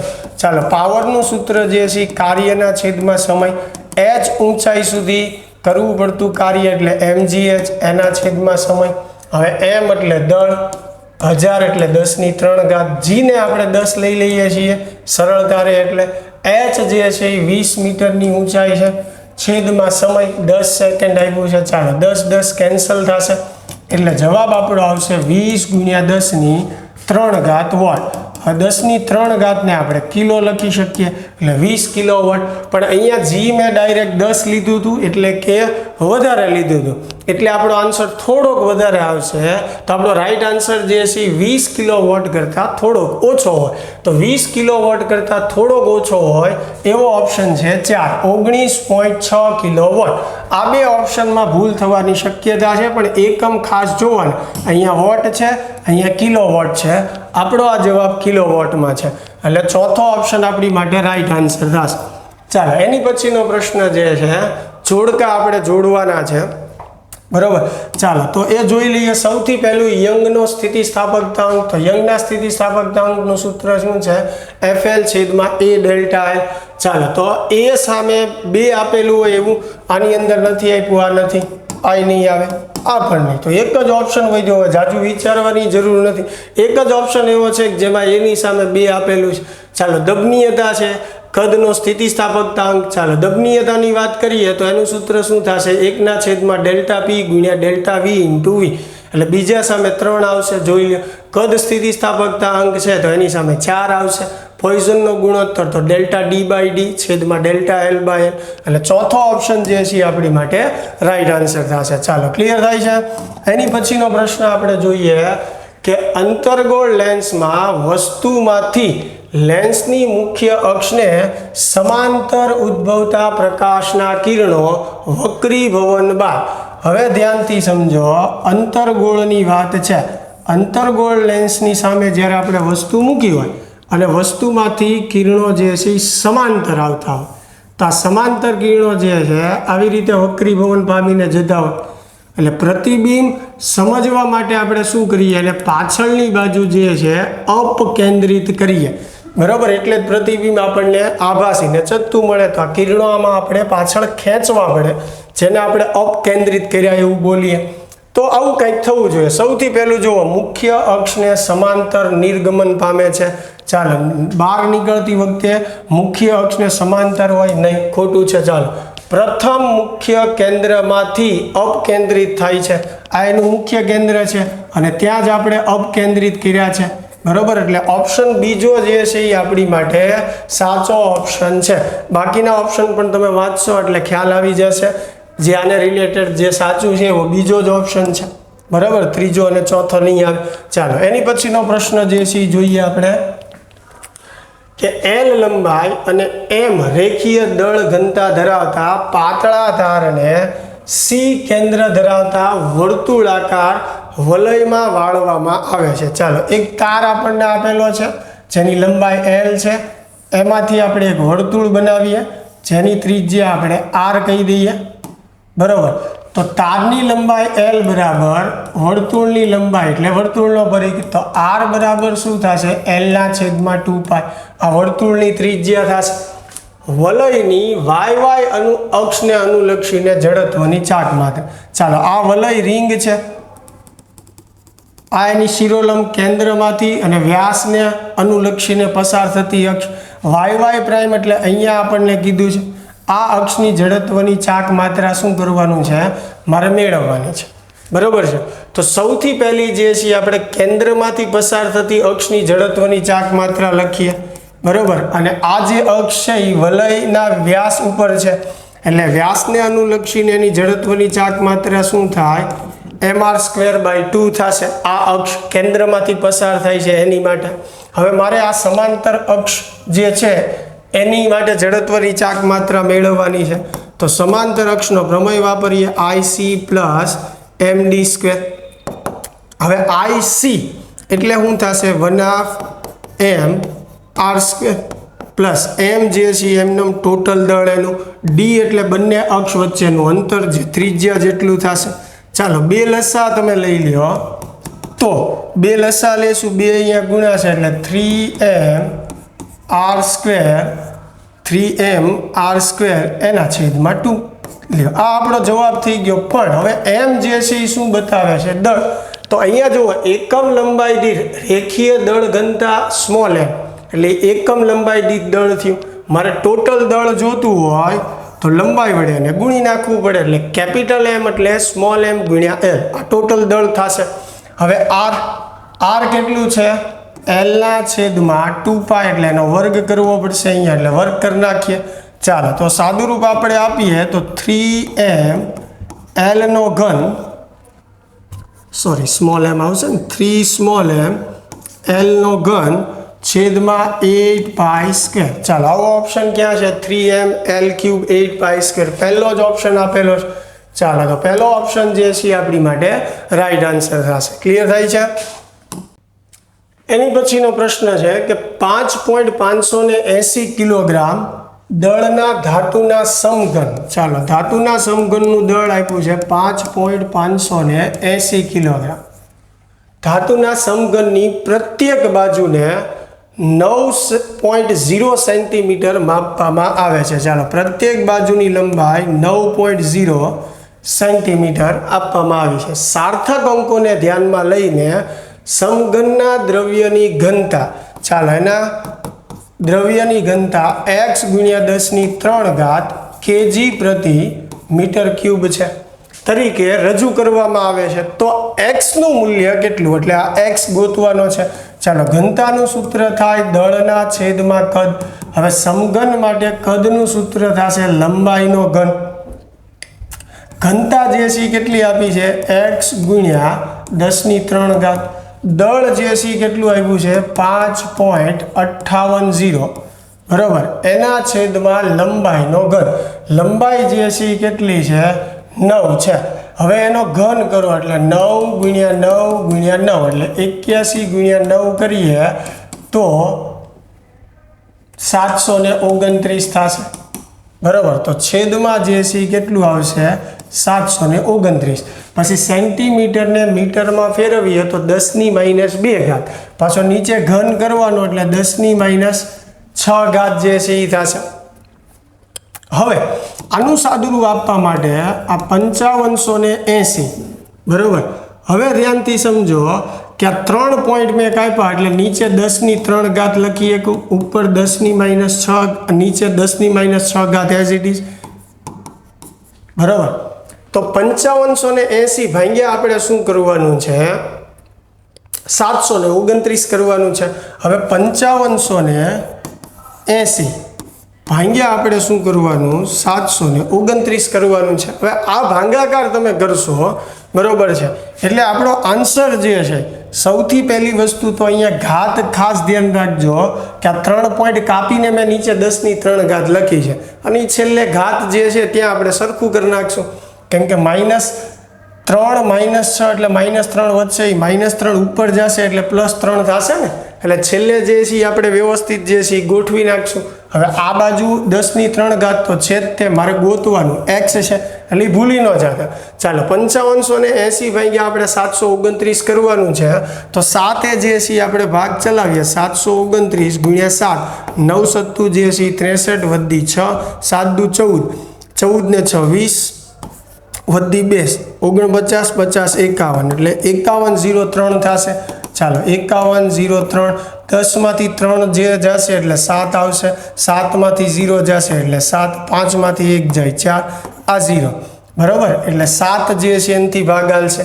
ચાલો એની પછી અહીંયા 0 મૂકીએ, પોઈન્ટ મૂકીએ, તો આની કરતાં કિંમત ઓછી છે, એટલે હવે જે છે આપણે 6 ભાગ ચલાવી જોઈએ, ચાલે કે નહીં. તો 729 × 6, 54 વધી 5, 6 દુ 12, 13 14 15 16 17 વધી 1, 42 ને 1 43. ચાલો તો 43 74, તો 43 74 જે છે 4770 માઇનસ 43 74, બરાબર. 10માંથી 4 જશે 6, અહીંયા વચ્ચે 6, 16માંથી 7 જશે 9, 6માંથી 3 જશે, બરાબર, એટલે 396 આવશે. ચાલો હવે જે છે આપણે 6 ભાગ ચલાવ્યા, પાછું જે છે અહીંયા 0 મૂકશું, એટલે અરાઉન્ડ જે છે એ તમે 5 આજુબાજુ, એટલે એવી રીતે ચાલતું રહેશે, બરાબર. હવે સમજો કે જવાબ જે છે એ 7.6 સમથિંગ આવે છે. હવે આપણે સાર્થક અંકોને ધ્યાનમાં રાખીને જવાબ લેવાનો છે, બરાબર. તો આ તો મેં સ્પીડથી અને એમનેમ રેન્ડમ લીધું છે, પણ આપણને એટલો ખ્યાલ આવી ગયો કે ભાઈ આ બાજુ x × 10⁻³ છે. હવે આ બાજુ જે કાંઈ આપણે ભાગાકાર કર્યો એમાં 7.6 સમથિંગ આવ્યું, બરાબર છે. હવે 10⁻6 ઉપર જશે તો 10⁻3 થઈ જશે, તો સામે 10⁻3 કેન્સલ કરી. હવે અહીંયા જે છે રાઉન્ડ ઓફ કરીને આપણે આન્સર જે છે લખવાનો છે, કેમ કે સાર્થક અંકોને ધ્યાનમાં રાખીને. હવે આમાં કેટલા સાર્થક અંકો છે? 4. આમાં કેટલા સાર્થક અંકો છે? 2. તો ઓછા સાર્થક અંકોમાં જવાબ લખવાનો. હવે ઓછા સાર્થક અંકોમાં જવાબ લખવાનો એટલે કે 2 સાર્થક અંકોમાં જવાબ. હવે 2 સાર્થક અંકમાં જવાબ હોય, બરાબર છે, એવા 2 જ ઓપ્શન છે, બીજો અને ચોથો. હવે એમાં ખાસ ધ્યાન રાખજો, અહીંયા 6 પછી તે ઘણી સંખ્યા હતી, બરાબર છે, એટલે રાઉન્ડ ઓફ કરતી વખતે આપણે આગળના એક જે છે એમાં ઉમેરી દેશું, બરાબર. તો 6માં 1 ઉમેરીએ કેટલા થશે? 7. અને એ પણ મેં ભાગાકાર ઝડપથી ફટાફટ કર્યો છે, ખાલી અંદાજ મેળવવા માટે. તમે એક્ઝેક્ટ કરશો એટલે પરફેક્ટ જવાબ આવી જ જશે. મૂળ આમાં ધ્યાન એ રાખવાનું છે કે 2 સાર્થક અંકો સુધી જવાબ આપણે લખવાનો છે. તો આની પછી જે કાંઈ સંખ્યા હોય, બરાબર છે, 5 કરતાં મોટી કે 5 હોય એટલે આમાં આપણે 1 જે છે એ ઉમેરશું, એટલે 6ના કેટલા થશે? 7 થશે, એટલે ઓપ્શન 2 જે છે એ આપણી માટે રાઈટ આન્સર થશે. ચાલો ક્લિયર થાય છે એટલી વાત. એની પછીનો પ્રશ્ન જે છે કે પ્રગામી હાર્મોનિક તરંગ માટે y બરાબર cos 2π 10t માઇનસ 0.0080x વત્તા 0.35, જ્યાં x અને y સેન્ટીમીટરમાં, t સેકન્ડમાં છે, તો દોલનની ગતિના 0.5 મીટર અંતરે રહેલા 2 બિંદુઓ વચ્ચેનો કળા તફાવત. હવે કળા તફાવતનું સૂત્ર શું થાય? k × x. હવે k ની કિંમત કઈ હોય? તો કે x સાથે જે ગુણાકારમાં હોય કે હોય, આ 2π પાછું બહાર કાઢેલું છે એટલે 2π આ બધા સાથે ગુણાકારમાં કહેવાય એટલે 2π ગુણ્યા 0.080 2π ગુણ્યા 0.0080 આ k ની કિંમત થઈ। હવે x એટલે અંતર, કેટલું અંતર છે 0.5 મીટર, પણ અહીંયા બધું સેન્ટીમીટરમાં આપ્યું છે તો આને સેન્ટીમીટરમાં ફેરવું તો કેટલું થશે 50 સેન્ટીમીટર થશે। ચાલો એટલે k × x કરીએ એટલે આપણને એ બે બિંદુ વચ્ચેનો કડા તફાવત જે છે એ મળે। ક્લિયર થાય છે એટલી વાત? ચાલો હવે જે છે અહીંયા ધ્યાનથી તમે જુઓ તો 50 ગુણ્યા 2 કરશું એટલે 100 થશે। હવે એ 100 આની સાથે ગુણી નાખીએ એટલે 0.8 પાઈ જે છે એમનેમ રેડિયન, તો 0.8 પાઈ આપણને ક્યાં આપેલું છે ચોથા ઓપ્શનમાં, એટલે ચોથો ઓપ્શન જે છે એ આપણી માટે રાઈટ આન્સર છે। ચાલો એની પછીનો પ્રશ્ન જે છે આપણે જોઈએ કે આકૃતિમાં દર્શાવ્યા પ્રમાણે એક રંગી પ્રકાશનું કિરણ સમબાજુ પ્રિઝમ ABC માંથી પસાર થાય છે। વક્રીભૂત કિરણ તેના પાયા BC ને સમાંતર હોય। હવે જો વક્રીભૂત કિરણ એટલે આ આપાત કિરણ છે, આ વક્રીભૂત અને આ નિર્ગમન। વક્રીભૂત કિરણ જે છે જ્યારે પાયાને સમાંતર હોય ત્યારે વિચલન સૌથી ઓછા ખૂણે થાય, એટલે કે વિચલન કોણ લઘુત્તમ હોય, બરોબર। તો આપણને એવું કીધું છે કે જો આપાત કોણ I 50 જેટલો હોય તો વિચલન કોણ મેળવો। હવે લઘુત્તમ વિચલન માટે I બરાબર સૂત્ર શું છે dm + a/2, તો 2I બરાબર dm + a, આપણે dm જોતું છે તો 2I - a। ચાલો I 50 છે, 50 ગુણ્યા 2 એટલે 100 થશે। એમાંથી a એટલે પ્રિઝમ કોણ આપણને 60 નો આપ્યો છે તો 100 માંથી 60 બાદ કરીએ તો જવાબ આવશે 40। તો 40 ક્યાં આપણને આપેલું છે પહેલા ઓપ્શનમાં, એટલે પહેલો ઓપ્શન આપણી માટે રાઈટ આન્સર થશે। ચાલો એની પછીનો પ્રશ્ન જે છે કે નીચે દર્શાવેલ પરિપથમાં ડાયોડ D ના છેડા વચ્ચે મળતા વોલ્ટેજનું સ્વરૂપ। હવે ખાસ અહીંયા ધ્યાન રાખજો, ડાયોડ માટે કીધું છે, બરોબર છે। આપણે આ અવરોધ કે ઘટક માટે નથી મેળવવાનું। આપણે અર્ધ તરંગ અને પૂર્ણ તરંગ રેક્ટિફાયરમાં જ્યારે આલેખ દોરતા ત્યારે ઘટકના બે છેડા વચ્ચે અથવા આઉટપુટ વોલ્ટેજ કયા મળે છે એનો આલેખ દોરતા હતા, અને એ આલેખ કેવો હતો કે ડાયોડ ફોરવર્ડ બાયસ મળે ત્યારે આપણને પ્રવાહ એઝ ઇટ ઇઝ મળશે, પછી 0 થઈ જાય જો એક ડાયોડ હોય તો, પછી પાછો મળશે, બરોબર। આવી રીતે અર્ધ તરંગમાં હતું ને, પણ અહીંયા અવરોધમાં નથી કીધું, ક્યાં કીધેલું છે આપણને ડાયોડમાં। હવે સૌથી પહેલું વિચારો કે આને AC વોલ્ટેજ આપણે આપીએ તો ધારો કે ડાયોડ જે છે ફોરવર્ડ બાયસ બને છે। બે શક્યતાઓ છે, પહેલા કેસમાં ડાયોડ ફોરવર્ડ બાયસ બને, બરાબર। હવે ફોરવર્ડ બાયસ બનશે એટલે એ પ્રવાહને પસાર થવા દેશે। હવે પ્રવાહને પસાર થવા દેશે એટલે એના વોલ્ટેજ જે છે અહીંયા અવરોધના બે છેડા વચ્ચે અથવા તો એમાં મળશે, પણ અહીંયા કોઈ વોલ્ટેજ ડ્રોપ થવાનો નથી, કારણ કે ડાયોડ ખાલી શું કામ કરે છે પ્રવાહને પસાર થઈ જવા દેવાનું। ફોરવર્ડ બાયસ હોય તો રિવર્સ બાયસમાં પસાર થવા દેતો નથી, એટલે આપણે ડાયોડ માટે V વિરુદ્ધ T નો આલેખ દોરવાનો છે, બરોબર। તો ડાયોડના કેસમાં જ્યારે ફોરવર્ડ બાયસ હશે, બરોબર છે, ત્યારે શું થશે તો કે વોલ્ટેજ આપણને આઉટપુટ તરીકે અહીંયા મળશે, અહીંયા તો કાંઈ હશે જ નહીં, એટલે એ વખતે V જે છે ડાયોડના એ કેવા હશે 0 હશે। સમજાય છે વાત? ચાલો હવે એવું બની શકે કે હાલો ભાઈ બીજો આપણે કેસ લઈએ કે ભાઈ શરૂઆતમાં માનો કે ડાયોડ જે છે રિવર્સ બાયસ બને છે, તો રિવર્સ બાયસ બને, બરોબર છે, તો એ પરિપથમાંથી કોઈ પ્રવાહ પસાર ન થવા દે, એટલે અહીંયા કોઈ આપણને વોલ્ટેજ જ નહીં મળે, કોઈ પ્રવાહ જ નહીં મળે, તો ક્યાં હશે તો કે ડાયોડ એને પસાર જ થવા નથી દેતો, એટલે બધા વોલ્ટેજ ડ્રોપ ક્યાં હશે ડાયોડમાં, એટલે જે કાંઈ વોલ્ટેજ છે એ ત્યાં જ છે। એટલે દાખલા તરીકે રિવર્સ બાયસ હશે, જેમ કે આપણે અર્ધચક્રની વાત કરીએ અને ધન ગણીએ અને ઋણ ગણીએ તો એ એઝ ઇટ ઇઝ ત્યાં એમનેમ રહેશે, જે ઋણ આપણે કહીએ રિવર્સ બાયસ બને ત્યારે। સમજાય છે વાત? હવે સમજો જો પહેલા રિવર્સ બાયસ બનતો હોય અને પછી ફોરવર્ડ બાયસ હોય તો શરૂઆતમાં આલેખ આવો હોવો જોઈએ અને પછી 0 છે એટલે સીધી લાઈન હોવી જોઈએ, બરોબર છે। તો અહીંયા તમે જોઈ શકો એક પણ આલેખમાં શરૂઆતમાં એવું નથી આપેલું, તો આપણે જે પહેલા કેસ વિચાર્યો હતો ભાઈ પહેલા ફોરવર્ડ બને અને પછી રિવર્સ બને, તો પહેલા ફોરવર્ડ બનશે, બરોબર છે. તો ફોરવર્ડના કેસમાં વોલ્ટેજ ડ્રોપ જે છે એ શું છે 0 છે, એટલે એની માટે સીધી રેખા મળશે 0 એ, બરોબર. પછી એઝ ઇટ ઇઝ એમનેમ ડાયોડમાં રહેવાનું છે, એટલે ત્રીજો આલેખ તમે જુઓ અહીંયા 0 છે, બાકીનો રિવર્સ બાયસનો આ જે છે ડાયોડમાં એઝ ઇટ ઇઝ થશે. ફરીને કહું છું, બરોબર, ઘટક કે અવરોધ માટે આપણે આલેખ નથી દોરવાનો, ડાયોડ માટે દોરવાનો છે, એટલે એ ખાસ મગજમાં રાખજો. ચાલો, ત્રીજો આલેખ જે છે આપણી માટે સાચો છે. હવે ત્રીજો જે આલેખ જે છે એવો ઓપ્શન આપણને આપેલો હોય, એવો કયો ઓપ્શન છે?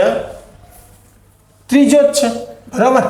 ચાલો, અહીંયા બાય મિસ્ટેક આ બંને આલેખ જે છે સરખા આવી ગયેલા છે, પણ મૂળ માળો સમજાવવાનો હેતુ એ જ છે કે જવાબ જે છે એ કયો સાચો છે. તો આ પ્રકારનો જે આલેખ છે એ આપણી માટે સાચો છે. શરૂઆતમાં જે છે એ 0, બરાબર, ત્યારબાદ જે છે આ રિવર્સ બાયસનો ખ્યાલ આવે છે.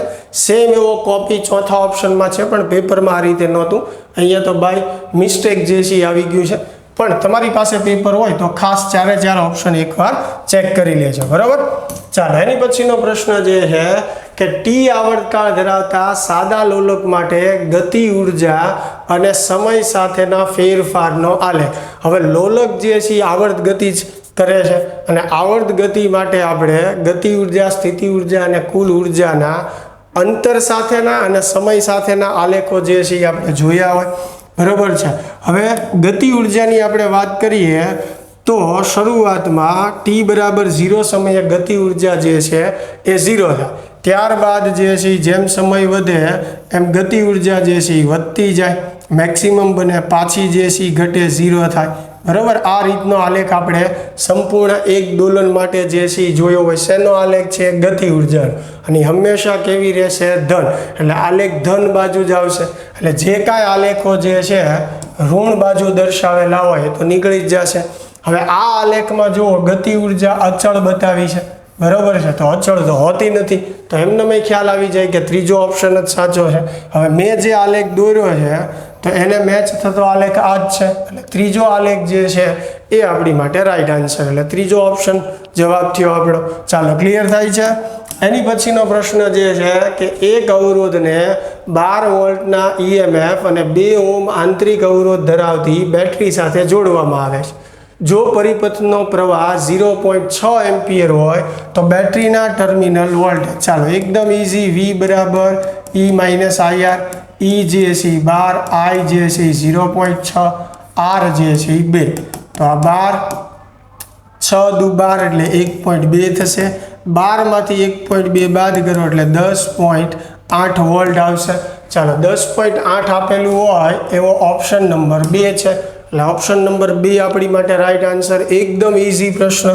ચાલો, એની પછીનો પ્રશ્ન જે છે કે એમ દળને પૃથ્વીની સપાટી પરથી પૃથ્વીની ત્રિજ્યા r જેટલી ઊંચાઈ સુધી લઈ જવા માટે કરવા પડતા કાર્યનો જથ્થો.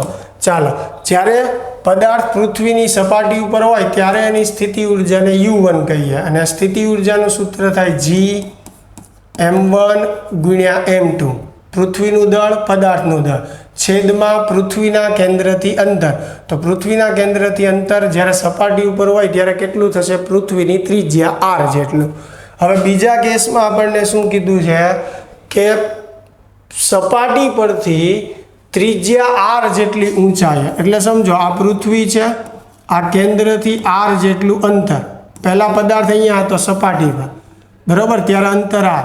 હવે સપાટીએથી આપણે પાછો r જેટલા અંતરે લઈ જઈએ તો હવે કેન્દ્રથી ટોટલ અંતર જે છે એ કેટલું થાય? 2r થાય. તો બીજા કેસમાં સ્થિતિ ઉર્જાનું સૂત્ર આપણે લખીએ તો છેદમાં અંતર 2r આવશે. હવે કાર્ય મેળવવું હોય તો શું કરવું પડશે? આપણે ઉર્જાનો ફેરફાર લેવો પડે, U2 માઇનસ U1. U2 જે છે માઇનસ Gmem છેદમાં 2r, પછી માઇનસ U1, આ માઇનસ છે એટલે માઇનસ માઇનસ પ્લસ, એટલે Gmem છેદમાં r. ચાલો, આ 1/2 છે, આ 1 છે, 1 માઇનસ 1/2 એટલે શું થશે? 1/2. તો W બરાબર થશે Gmem એના છેદમાં 2r. આપણો જવાબ થઈ ગયો. પણ ઓપ્શનમાં જુઓ જી સ્વરૂપે જવાબ આપેલા છે, તો જી સ્વરૂપે જવાબને ફેરવવા માટે અહીંયા જી એમ ઈ છેદમાં આરનો વર્ગ કરી નાખીએ ઇન્ટુ એક એમ જે સી વધશે. એટલે શું કર્યું, આર વડે ગુણીને આર વડે ભાંગ્યું એટલે નીચે આર સ્ક્વેર થઈ જશે. આ છેદમાં 2 જે સી એઝ ઇટ ઇઝ, આને લખાય જી ગુરુત્વ પ્રવેગ, એટલે એમ એમનમ આની જગ્યાએ જી લખીએ, આર એમનમ છેદમાં વધ્યા 2. તો જવાબ આપણો આવ્યો એમ જી આરના છેદમાં 2. તો એમ જી આરના છેદમાં 2 એટલે કયો ઓપ્શન છે, ચોથો ઓપ્શન છે. બરાબર. ચાલો આગળ વધીએ આપણે. એની પછીનો પ્રશ્ન જોઈએ કે એક વિદ્યુત હીટર તંત્રને 100 વોટના દરથી, હવે 100 વોટના દરથી ઉષ્મા પૂરી પાડે છે. એટલે દર એટલે એકમ સમય દીઠ થયું, એટલે dq બાય dt આપ્યું છે 100 વોટ, એટલે આને આમ લખી શકાય જૂલ પ્રતિ સેકન્ડ. જો તંત્ર 75 જૂલના દરથી કાર્ય કરતું, એટલે કાર્યનો દર એટલે dw બાય dt 75 જૂલ પ્રતિ સેકન્ડ, તો કેટલા દરથી આંતરિક ઉર્જામાં વધારો થાય? ચાલો, આંતરિક ઉર્જાનું સૂત્ર ડેલ્ટા યુ બરાબર ડેલ્ટા ક્યુ માઇનસ ડેલ્ટા ડબલ્યુ. બધાને ટી વડે જે છે આપણે ભાંગી નાખીએ, કારણ કે આપણે આંતરિક ઉર્જાનો દર જ મેળવવાનો છે. બરાબર. હવે delta Q by delta T 100 આપ્યું છે, આ 25 આપેલું છે, સોરી 75 જે સી આપેલું છે, તો 100 માંથી 75 બાદ કરશું એટલે જવાબ આપણો આવશે 25 જૂલ પ્રતિ સેકન્ડ. બરાબર. અને જૂલ પ્રતિ સેકન્ડને વોટ કહેવાય, તો ફાઇનલ આન્સર જે છે આપણો 25 વોટ જે છે થશે. થર્મોડાયનેમિક્સના પ્રથમ ક્રમના નિયમના સૂત્ર ઉપરથી છે, એકદમ ઇઝી છે. ક્યુ અને ટી જે છે, ક્યુ અને ડબલ્યુ આપેલું છે પણ એનો દર આપ્યો છે, એટલે આપણે ટી વડે ભાંગી નાખશું એટલે આંતરિક ઉર્જાનો દર આપણને મળી જાય. ક્લિયર થાય છે? ચાલો એની પછીનો પ્રશ્ન કે એક રૂમ હીટરને 400 વોટ અને 220 વોલ્ટ તરીકે અંકિત કરેલું છે. ચાલો એનો અવરોધ મેળવવો હોય તો સૂત્ર શું થાય, આર બરાબર v²/p. તો વોટ કેટલા છે, 220, એનો વર્ગ છે એટલે 2 વાર ગુણાકારમાં, અને વોટ કેટલા છે, 400. ચાલો આ બે મીંડી જશે, છેદ ઉડાડશો તો 11 દુ, અહીંયા 2 વધશે એ પણ 11 દુ, એટલે ટોટલ 121 ઓહ્મ થશે. આર બરાબર જે છે, જો સપ્લાય વોલ્ટેજ 200 વોલ્ટ સુધી ઘટી જાય, હવે સપ્લાય વોલ્ટેજ કેટલા કરવાના છે, 220, તો વપરાયેલો પાવર કેટલો હશે? હવે નવા કેસમાં આપણે પાવર મેળવવો હોય તો v²/r સૂત્ર, પણ નવા વોલ્ટેજ લેવાના. નવા વોલ્ટેજ કેટલા છે, 200, એટલે 200 ગુણ્યા 200 એના છેદમાં આર જે છે કેટલું આવ્યું, 121 આવ્યું. બરાબર. હવે આ 121 જે છે ને એને આપણે 120 લઈ લઈએ એટલે સાદુરૂપ આપવામાં સરળતા રહે આપણને. ચાલો 0 0 અહીંયા કેન્સલ થઈ જશે, 4 તેરી 12, 4 પંચા 20. ચાલો તો 5 ગુણ્યા 10, 5 ગુણ્યા 2 એટલે 10, એટલે ટોટલ ઉપર 200 ગુણ્યા 5 1000 છેદમાં 3. હવે 1000ના 3 ભાગ પાડો તમે એટલે 333 સમથિંગ જેવું આ 333.33 જેવું. બરાબર. આપણે એ જ મેળવવાનું, પણ અહીંયા મેં છેદ જે છે એ ઓછો લીધો છે એટલે જવાબ વધારે આવશે. બરાબર છે. એટલે આપણો જવાબ જે આવ્યો છે એની કરતાં સહેજ ઓછો હોવો જોઈએ, એટલે 333 આજુબાજુ અને એની કરતાં ઓછો, એટલે ઓપ્શન 2 તમે જુઓ 331 છે, એટલે ઓપ્શન 2 જે છે આપણી માટે રાઈટ આન્સર થયો. ચાલો ક્લિયર થાય છે? એની પછી જે છે કે જ્યારે માપપટ્ટી શિરોલંબ પડે છે ત્યારે 5 ભિન્ન વ્યક્તિઓ જુદા જુદા પ્રતિક્રિયા સમય સાથે પકડે છે. જી 9.8 લેવાનું છે. એ વ્યક્તિનો પ્રતિક્રિયા સમય જે છે 0.20, બી માટે 0.22, સી માટે 0.18, ડી માટે 0.19 અને ઈ માટે પ્રતિક્રિયા સમય 0.21. બરાબર. હવે પહેલાં તો 5 માંથી કોનો સમય વધારે છે? સૌથી વધારે સમય બીનો છે. આ નોંધી લઈએ, કદાચ કામ લાગે તો. પછી 0.22 પછી 0.21 ઈ છે, 0.21 પછી 0.20 એ છે. બરાબર. એનથી ઓછું 0.20 કરતાં ડી જે છે, અને સૌથી ઓછું જે છે એ સીનું છે. એટલે સૌથી વધારે સમય બીનો, સૌથી ઓછો જે છે એ સીનો છે. પ્રત્યેક વ્યક્તિ માટે માપપટ્ટીએ કાપેલા અંતર માટેનો સાચો ક્રમ. હવે આપણી પાસે સમીકરણ છે ડી બરાબર 1/8 t², મુક્ત પતન કરતા પદાર્થ માટે. બરાબર, એની જગ્યાએ જી લખી શકાય. એટલે અહીંયા ડી સમપ્રમાણમાં શું થયું? T square. બરાબર છે. એટલે તમે સમજો કે અંતર જે છે એ સમયના વર્ગના સમપ્રમાણમાં છે.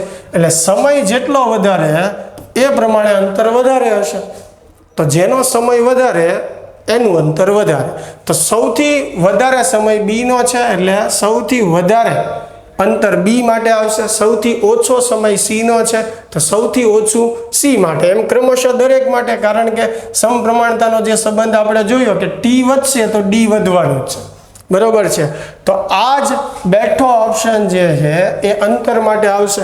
અને હવે આવો ઓપ્શન આપણે જોઈએ બી ઈ એ, પણ અહીંયા સી આવી ગયું છે. ચોથા ઓપ્શનમાં જુઓ બી ઈ એ ડી સી. ચાલો, ચોથો ઓપ્શન જે છે આપણી માટે રાઈટ આન્સર છે. ક્લિયર થાય છે? એની પછીનો પ્રશ્ન આપણે જોઈએ 31મો કે સમાન કેપેસિટન્સ 200 પાઇકોફેરેડેના બે વિદ્યુતભાર ભારિત થયા સિવાયના કેપેસિટર ધ્યાનમાં લ્યો. કેટલા કેપેસિટર ધ્યાનમાં લેવાના છે? બે. એકની કિંમત કેટલી છે? 200 પાઇકોફેરેડ. બંને વિદ્યુતભાર રહિત છે. તેમાંનું એક 100 વોલ્ટના સપ્લાય વડે વિદ્યુત ભારિત કરીને છૂટું પાડવામાં આવે છે. અને હવે આ કેપેસિટરને બીજા વીજભાર રહિત કેપેસિટર સાથે જોડવામાં આવે તો આ પ્રક્રિયામાં ગુમાવેલી ઉષ્મા. હવે બે કેપેસિટર છે આપણી પાસે, એમાંથી એક કેપેસિટર પહેલાં આપણે લઈએ છીએ જેને 100 વોલ્ટની બેટરી સાથે જોડી દઈએ. તો શરૂઆતમાં એક જ કેપેસિટર ચાર્જ થયેલું છે. તો શરૂઆતમાં તંત્રની ઉર્જા જે છે એ 1/cv² થી ગણી શકીએ. સી એટલે 200 × 10⁻12 પાઇકો છે એટલે 100નો વર્ગ એટલે 10⁴ થઈ ગઈ. ચાલો, તો 200 ભાગ્યા 2 એટલે 100 × 10⁻8. તો યુ બરાબર 1 × 10⁻6 જૂલ. આ તંત્રની શરૂઆતની ઉર્જા થઈ ગઈ. હવે બેટરી દૂર કરીને બે કેપેસિટરને જોડી દીધા. હવે જ્યારે સમાન મૂલ્યના કેપેસિટર જોડેલા હોય ત્યારે અંતિમ ઉર્જા U/N જેટલી થાય. બરોબર, ક્રેશ કોર્સમાં પણ મેં તમને આ શીખવાડેલું છે નીટના. તો U/N, એમાં U એટલે પ્રારંભિક જે ઉર્જા છે, N એટલે સંખ્યા. તો કેપેસિટર જે છે એ કેટલા છે? 2. તો જવાબ આવશે 0.5 × 10⁻6 જૂલ. બરાબર, એટલે શરૂઆતમાં આટલી ઉર્જા હતી, બંને કેપેસિટરને જોડ્યા પછી આટલી ઉર્જા થઈ ગઈ. આપણને પૂછ્યું છે ગુમાવેલી ઉર્જા. તો ગુમાવેલી ઉર્જા આપણે જોતી હોય તો પ્રારંભિક ઉર્જામાંથી અંતિમ ઉર્જા બાદ કરીએ. તો 1માંથી 0.5 બાદ કરો એટલે 0.5 આવશે. 10⁻6 કોમન નીકળી જશે. ચાલો, તો જવાબ આપણો થશે 0.5 × 10⁻6. તો એવું ક્યાં આપેલું છે આપણને? Option number 2. ચાલો, ક્લિયર થાય છે? એની પછીનો પ્રશ્ન આપણે જોઈએ 11મા ધોરણની વિદ્યાર્થીની સવિતા સરળ લોલકની અસરકારક લંબાઈ એટલે કે સાદા લોલકની અસરકારક લંબાઈ L ના માપનના પ્રયોગ દરમિયાન $30 પૂર્ણ કરવા માટેના સમયની માહિતીને 60 સેકન્ડ તરીકે નોંધે છે. બરાબર છે? એટલે કે $30 પૂરા કરવા માટે 60 સેકન્ડ લાગે. એટલે ટોટલ સમયને ટોટલ ડોલનો વડે ભાંગીએ તો $1 સમય એટલે કે આવર્તકાળ આપણને મળશે. તો પછી સાદા લોલકની લંબાઈની ગણતરી કરે છે જે ખાલી જગ્યા છે. એટલે આપણે સાદા લોલકની લંબાઈ ગણવાની. સાદા લોલક માટે આવર્તકાળનું સૂત્ર થાય T = 2π√L/g. બંને બાજુ આપણે વર્ગ કરી નાખીએ. બરાબર, હવે મેળવવાનું મારે L છે. તો L બરાબર શું થશે? T² × g છેદમાં 4π². બરાબર, ચાલો, T નો વર્ગ 2નો વર્ગ એટલે 4, g એટલે 9.8 લેવાનું કીધું છે. આ 4 પાઈ જે છે π² એની જગ્યાએ પણ 9.8 મૂકવાનું છે. જો રકમમાં આપ્યું છે તો બધું કેન્સલ એટલે જવાબ આપણો આવશે 1 મીટર. ચાલો, 1 મીટર ક્યાં આપણને આપેલું છે? ચોથા ઓપ્શનમાં. એટલે ચોથો ઓપ્શન જે છે આપણી માટે રાઈટ આન્સર છે. ચાલો, એની પછીનો પ્રશ્ન આપણે જોઈએ કે પ્રત્યાવર્તી પ્રવાહનું ટોચનું મૂલ્ય એટલે કે મહત્તમ મૂલ્ય 5 એમ્પિયર અને આવૃત્તિ 60 હર્ટ્ઝ છે. તો પ્રવાહ 0 થી શરૂ કરી. હવે જો પ્રવાહ 0 થી શરૂ થાય એટલે પ્રવાહનું સમીકરણમાં શું આવે? સાઇન આવે. એટલે I બરાબર શું લખી શકીએ? Im sin ωt. મહત્તમ મૂલ્ય સુધી પહોંચે એટલે કે પ્રવાહ મહત્તમ થાય ત્યારે સમય કેટલો હશે. એટલે આઈની જગ્યાએ હું આઈ એમ મૂકી દઉં, અહીંયા આઈ એમ એઝ ઇટ ઇઝ, બરાબર. આઈ એમ કેન્સલ, તો સાઇન ઓમેગા ટી બરાબર 1 થાય, બરાબર છે. હવે સાઇનની કિંમત 1 ક્યારે આવે? ખૂણો 90 હોય તો 90 એટલે રેડિયનમાં કેટલું લખાય? π/2. આ આપણી માટે ખૂણો છે એટલે ઓમેગા ટી બરાબર π/2. ઓમેગાની જગ્યાએ લખીએ 2πf, ટી આપણે મેળવવાનો છે. ચાલો, તો પાઈ સામે કેન્સલ થશે, બરાબર. હવે એફ જે છે 60 આપેલું છે, ટી આપણે ગોતવાનો છે. તો 60 દુ 120, 120 ગુણ્યા 2 એટલે 240, તો 1/240 સેકન્ડ.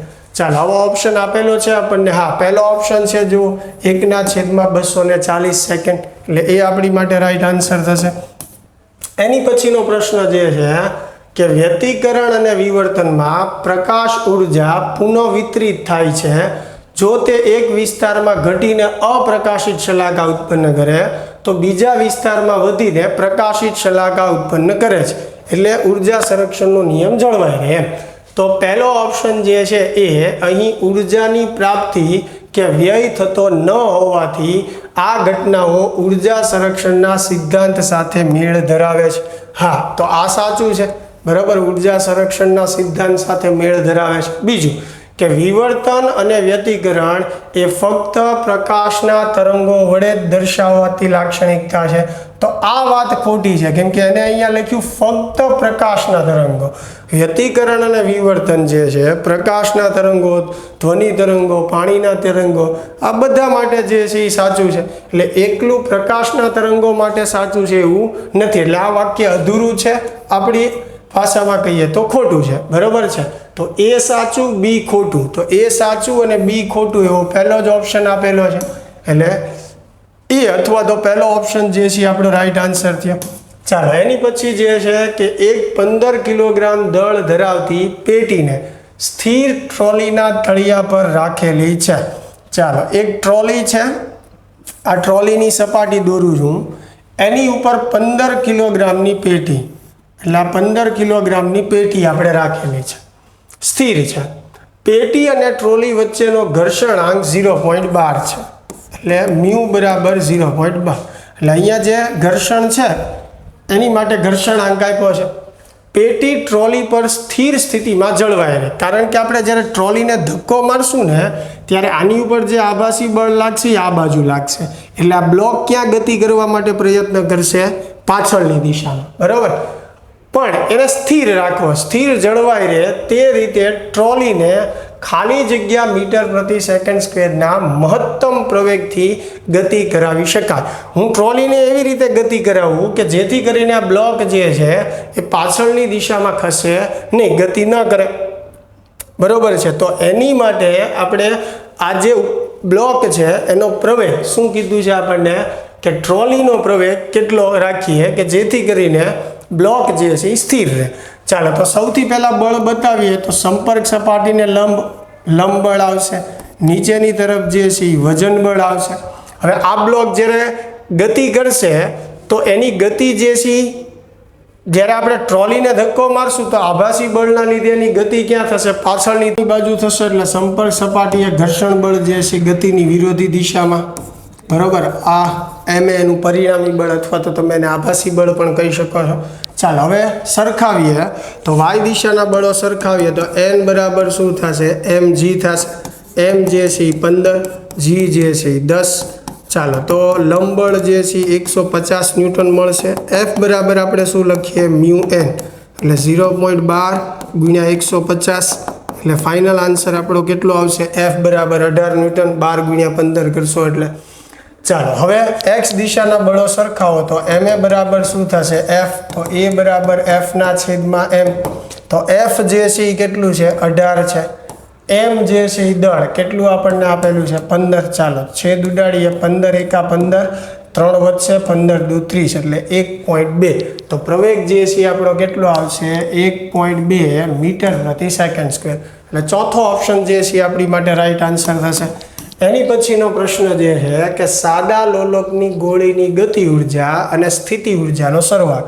હવે ગતિ ઉર્જા અને સ્થિતિ ઉર્જાનો સરવાળો એટલે કુલ ઉર્જા કહેવાય. કુલ ઉર્જા આપી છે 0.02 જૂલ અને એનું સૂત્ર થાય 1/2 m omega square a square. હવે જેની જરૂર પડશે એ રીતે ઉપયોગ કરશું. સાદા લોલકની ગોળીની સંતુલન સ્થાને એટલે કે મધ્યમાન સ્થાને ઝડપ. હવે મધ્યમાન સ્થાને ઝડપ મેક્સિમમ હોય. મેક્સિમમ ઝડપનું સૂત્ર થાય ઓમેગા એ. બે બાજુ હું વર્ગ કરું તો ઓમેગા સ્ક્વેર a સ્ક્વેર બરાબર શું લખી શકું? v square. તો અહીંયા v સ્ક્વેર લખી નાખીએ એટલે 0.02 આ બે અહીંયા ગુણી નાખું તો 0.04 થઈ જશે. અહીંયા m એઝ ઇટ ઇઝ આની જગ્યાએ v સ્ક્વેર.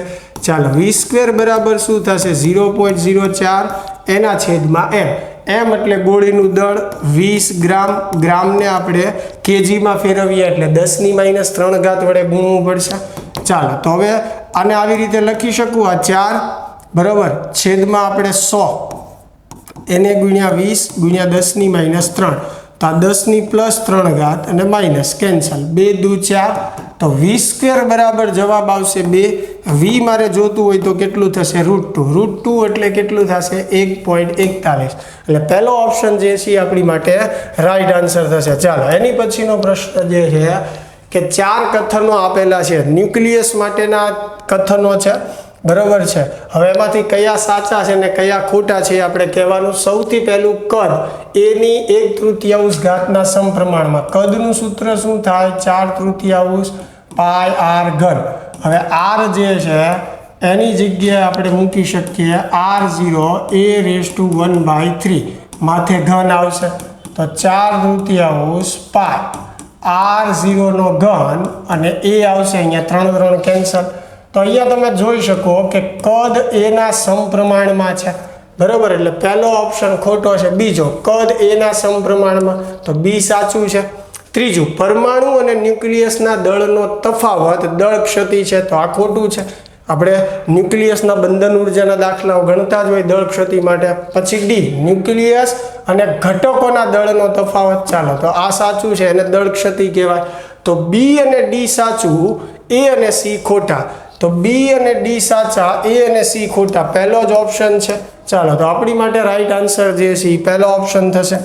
એની પછીનો પ્રશ્ન જે છે કે એક ફ્લાયવ્હીલની કોણીય ઝડપ 10 સેકન્ડમાં 600 RPM એટલે પહેલી કોણીય ઝડપ 600.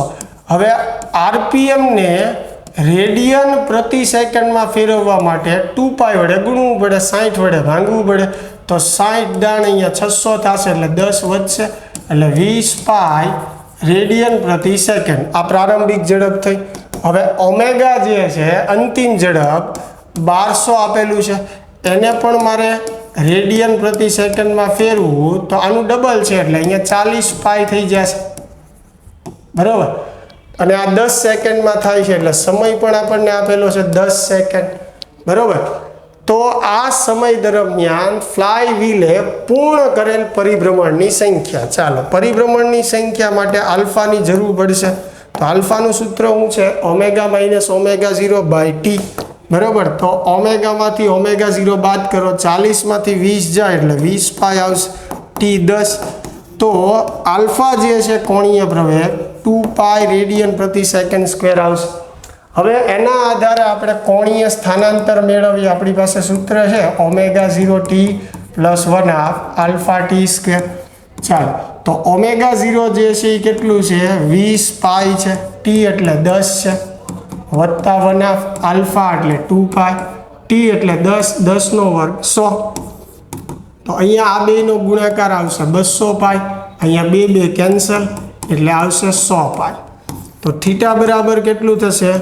300π થશે. એટલે ટોટલ સ્થાનાંતર કેટલું થયું? 300π રેડિયન જેટલું. હવે આટલા કોણીય સ્થાનાંતરમાં પરિભ્રમણ કેટલા થાય? તો કે એક પરિભ્રમણ માટે કેટલું હોય? 2π. તો 300π ને 2π વડે ભાંગીએ, π કેન્સલ, 300 ભાગ્યા 2 કરશો એટલે 150. એટલે ચોથો ઓપ્શન જે છે એ આપણી માટે રાઈટ આન્સર થશે. ચાલો ક્લિયર થાય છે. એની પછીનો પ્રશ્ન જે છે કે એક સબમરીનને 100 ATM દબાણ સહન કરી શકે તેવી રીતે તૈયાર કરવામાં આવે છે. તે પાણીની સપાટીથી કેટલે ઊંડે સુધી જઈ શકે? પાણીની ઘનતા, એક વાતાવરણ દબાણ એટલે 10⁵ પાસ્કલ અને જીની કિંમત આપણે 10 લેવાની. હવે સમજો કે આ સપાટી છે, એની નીચે જે છે એ અહીંયા કંઈક સબમરીન હોય, તો આ પાણીના સ્તંભ વડે જે ટોટલ દબાણ લાગે એ કેટલું લાગે? h ઊંચાઈ માટે h ρg જેટલું. ઉપરની તરફ વાતાવરણનું દબાણ હોય તો ટોટલ દબાણ જે છે એની ઉપર કેટલું લાગે? તો કે PA પ્લસ h ρg જેટલું. આ ટોટલ દબાણ થયું. હવે PA ને આ બાજુ લાવવું તો P માઇનસ PA બરાબર h ρg થાય. હવે P કેટલું આપેલું છે? 100. PA એટલે વાતાવરણ દબાણ, 100 માંથી 1 બાદ કરીએ એટલે કેટલું આવશે? 99 આવશે. એટલે આ 99 વાતાવરણ દબાણ થયું બરાબર h ρg. બરાબર. ચાલો હવે આપણે જે મેળ આ ATMમાં છે બરાબર, 99 જે આવ્યું, 100 પણ લઈ શકાય, બહુ જાજો ફેર નહીં પડે. તો મેળવવાનું શું છે આપણે? ઊંડાઈ. તો h ને સૂત્રનો કરતા બનાવીએ એટલે 99 ATM ને પાસ્કલમાં ફેરવીએ એટલે ગુણ્યા 10⁵ અને 10⁵ વડે ગુણીએ બરાબર. ρ જે છે એ છેદમાં આવે. ρ એટલે પાણીની ઘનતા બરાબર. ચાલો તો h બરાબર આ 99 જે છે એઝ ઇટ ઇઝ 10⁴ 4 ઉપર જાય 5 - 4 એટલે 1 વધશે. તો h બરાબર ફાઇનલ આન્સર આપણો શું આવશે? 990 મીટર આવશે. ચાલો 990 મીટર ક્યાં આપણને આપેલું છે? ચોથા ઓપ્શનમાં આપેલું છે બરાબર છે. એની પછીનો પ્રશ્ન જે છે કે સૂચિ 1 સાથે સૂચિ 2 ને જોડો. જોડકા જે છે એ આપણે જોડવાના છે. ચાલો સૌથી પહેલી વાત માઇક્રો તરંગો. માઇક્રો તરંગો જે છે એ આપણને ખ્યાલ છે અહીંયા ક્લિસ્ટ્રોન વાલ્વ અથવા તો મેગ્નેટ્રોન વાલ્વમાંથી ઉત્પન્ન કરવામાં આવે છે. એટલે એ સામે જે છે એ 4 આવશે. એ સામે 4 હોય એવા 2 જ ઓપ્શન છે એટલે આ 2 ઓપ્શન નીકળી ગયા. 3 અને 4 માંથી એક જવાબ આવશે. દ્રશ્ય પ્રકાશ. તો પરમાણુમાં ઇલેક્ટ્રોન જ્યારે ઉચ્ચ ઉર્જા સ્તરમાંથી નીચા ઉર્જા સ્તરમાં ત્યારે પ્રકાશ ઉત્પન્ન થાય છે બરોબર છે. દ્રશ્ય પ્રકાશ માટે પહેલો ઓપ્શન આવશે. ચાલો તો બી સામે 1 આવતું હોય એવો ઓપ્શન. તો જુઓ એ સામે 4, બી સામે 1, આ એક જ ઓપ્શન છે એટલે આ પણ નીકળી ગયું. તો અહીંયાથી જ આપણને ખબર પડી ગઈ કે ચોથો આન્સર જે છે એ આપણી માટે સાચો છે બરોબર છે. છતાં ગેમા કિરણોની આપણે વાત કરીએ તો એ ન્યુક્લિયસનો જ્યારે રેડિયો એક્ટિવ ક્ષય થાય ત્યારે ઉત્પન્ન થાય. પારરક્ત જે છે એ પરમાણુ અને અણુઓના કંપનથી થાય. એટલે આની સાથે જે મેચ થશે એટલે ચોથો ઓપ્શન જે છે એ આપણી માટે રાઈટ આન્સર. 41મો પ્રશ્ન જે છે નીચેનામાંથી કયા વિધાનો સાચા છે? ચાલો કયા વિધાનો સાચા છે એ આપણે જોવાનું છે. વાહકની અંદરના ભાગમાં સ્થિત વિદ્યુત ક્ષેત્ર 0 હોય. ચાલો આ સાચું છે. સુવાહકની અંદર બધે જ વિદ્યુત ક્ષેત્ર 0 હોય છે. ભારિત વાહકના એટલે કે વિદ્યુતભાર ધરાવતા પૃષ્ઠ પરનું વિદ્યુત ક્ષેત્ર તેની પૃષ્ઠભાર ઘનતા પર આધાર રાખતું નથી. આ ખોટું છે. સુવાહક માટે વિદ્યુત ક્ષેત્રનું સૂત્ર σ/ε0 થાય એટલે વિદ્યુત ક્ષેત્ર પૃષ્ઠ ઘનતા ઉપર આધાર રાખે છે એટલે આ ખોટું છે. વિદ્યુત ભારિત વાહકના અંદરના ભાગમાં સ્થિત પરિસ્થિતિમાં કોઈ વધારાનો વિદ્યુતભાર હોઈ શકે નહીં. તો આ પણ સાચું છે. અંદરની બાજુ નેટ ચાર્જ જે છે અંદરની બાજુ વિદ્યુતભાર શું હોય? 0. ચાલો એની પછી ભારિત વાહકના પૃષ્ઠ પરનું વિદ્યુત ક્ષેત્ર પ્રત્યેક બિંદુએ પૃષ્ઠને લંબ હોય છે. આ પણ સાચું છે. ભારિત વાહકની અંદરના ભાગમાં દરેક સ્થાને સ્થિત વિદ્યુત સ્થિતિમાન 0 હોય છે. આ ખોટું છે. દરેક અંદરના ભાગે અચળ હોય છે અને સપાટી જેટલું હોય છે, 0 નથી હોતું. ચાલો તો A, C અને D સાચા છે. A, C અને D બરોબર. આપણને એ જ પૂછ્યું છે ને કયા વિધાન સાચા છે. તો A, C અને D કયા ઓપ્શનમાં આપ્યું છે આપણને? ત્રીજા. એટલે ત્રીજો ઓપ્શન જે છે એ આપણી માટે રાઈટ આન્સર થશે. ચાલો એની પછીનો પ્રશ્ન કે જેનું કાર્ય વિધેય 6.6 ઇલેક્ટ્રોવોલ્ટ હોય તેવી ધાતુ માટે આપાત વિકિરણની નીચેનામાંથી કઈ તરંગ લંબાઈઓ માટે ફોટો ઇલેક્ટ્રિક અસર ઉદ્ભવતી નથી? ચાલો હવે પહેલા તો તરંગ લંબાઈ આપણે મેળવીએ કે E બરાબર hc/λ થાય. તો લેમ્બડા બરાબર hc/E. તો h જે છે 6.6 ગુણ્યા 10⁻34. C એટલે 3 ગુણ્યા 10⁸ અને E આપણને આપેલું છે 6.6 ઇલેક્ટ્રોવોલ્ટ. એટલે એને આપણે જૂલમાં ફેરવવા માટે 1.6 ગુણ્યા 10⁻19 વડે ગુણવું. 6.6 કેન્સલ થશે હવે 3 ભાગ્યા આપણે 1.6 કરવાનું છે એટલે એને હું 30/16 ગણી શકું. બે વાત તો એક જ થઈ. ચાલો તો 30 ભાગ્યા આપણે 16 કરી નાખીએ, પછી ઘાતનો હિસાબ જોશું તો 16 એકા 16 થશે, 14 વધશે. બરાબર છે, ભાગ નહીં હાલે, પોઈન્ટ મૂકીએ, 0 મૂકીએ. ચાલો તો 16 સત્તા ને 16 અઠ્ઠા થશે, 16 ગુણ્યા 8 આપણે કરીએ, બરાબર 128 થશે. તો 8 અહીંયા 128, પાછા જે છે 12 વધશે, પાછું મીંડું લગાડીએ આપણે.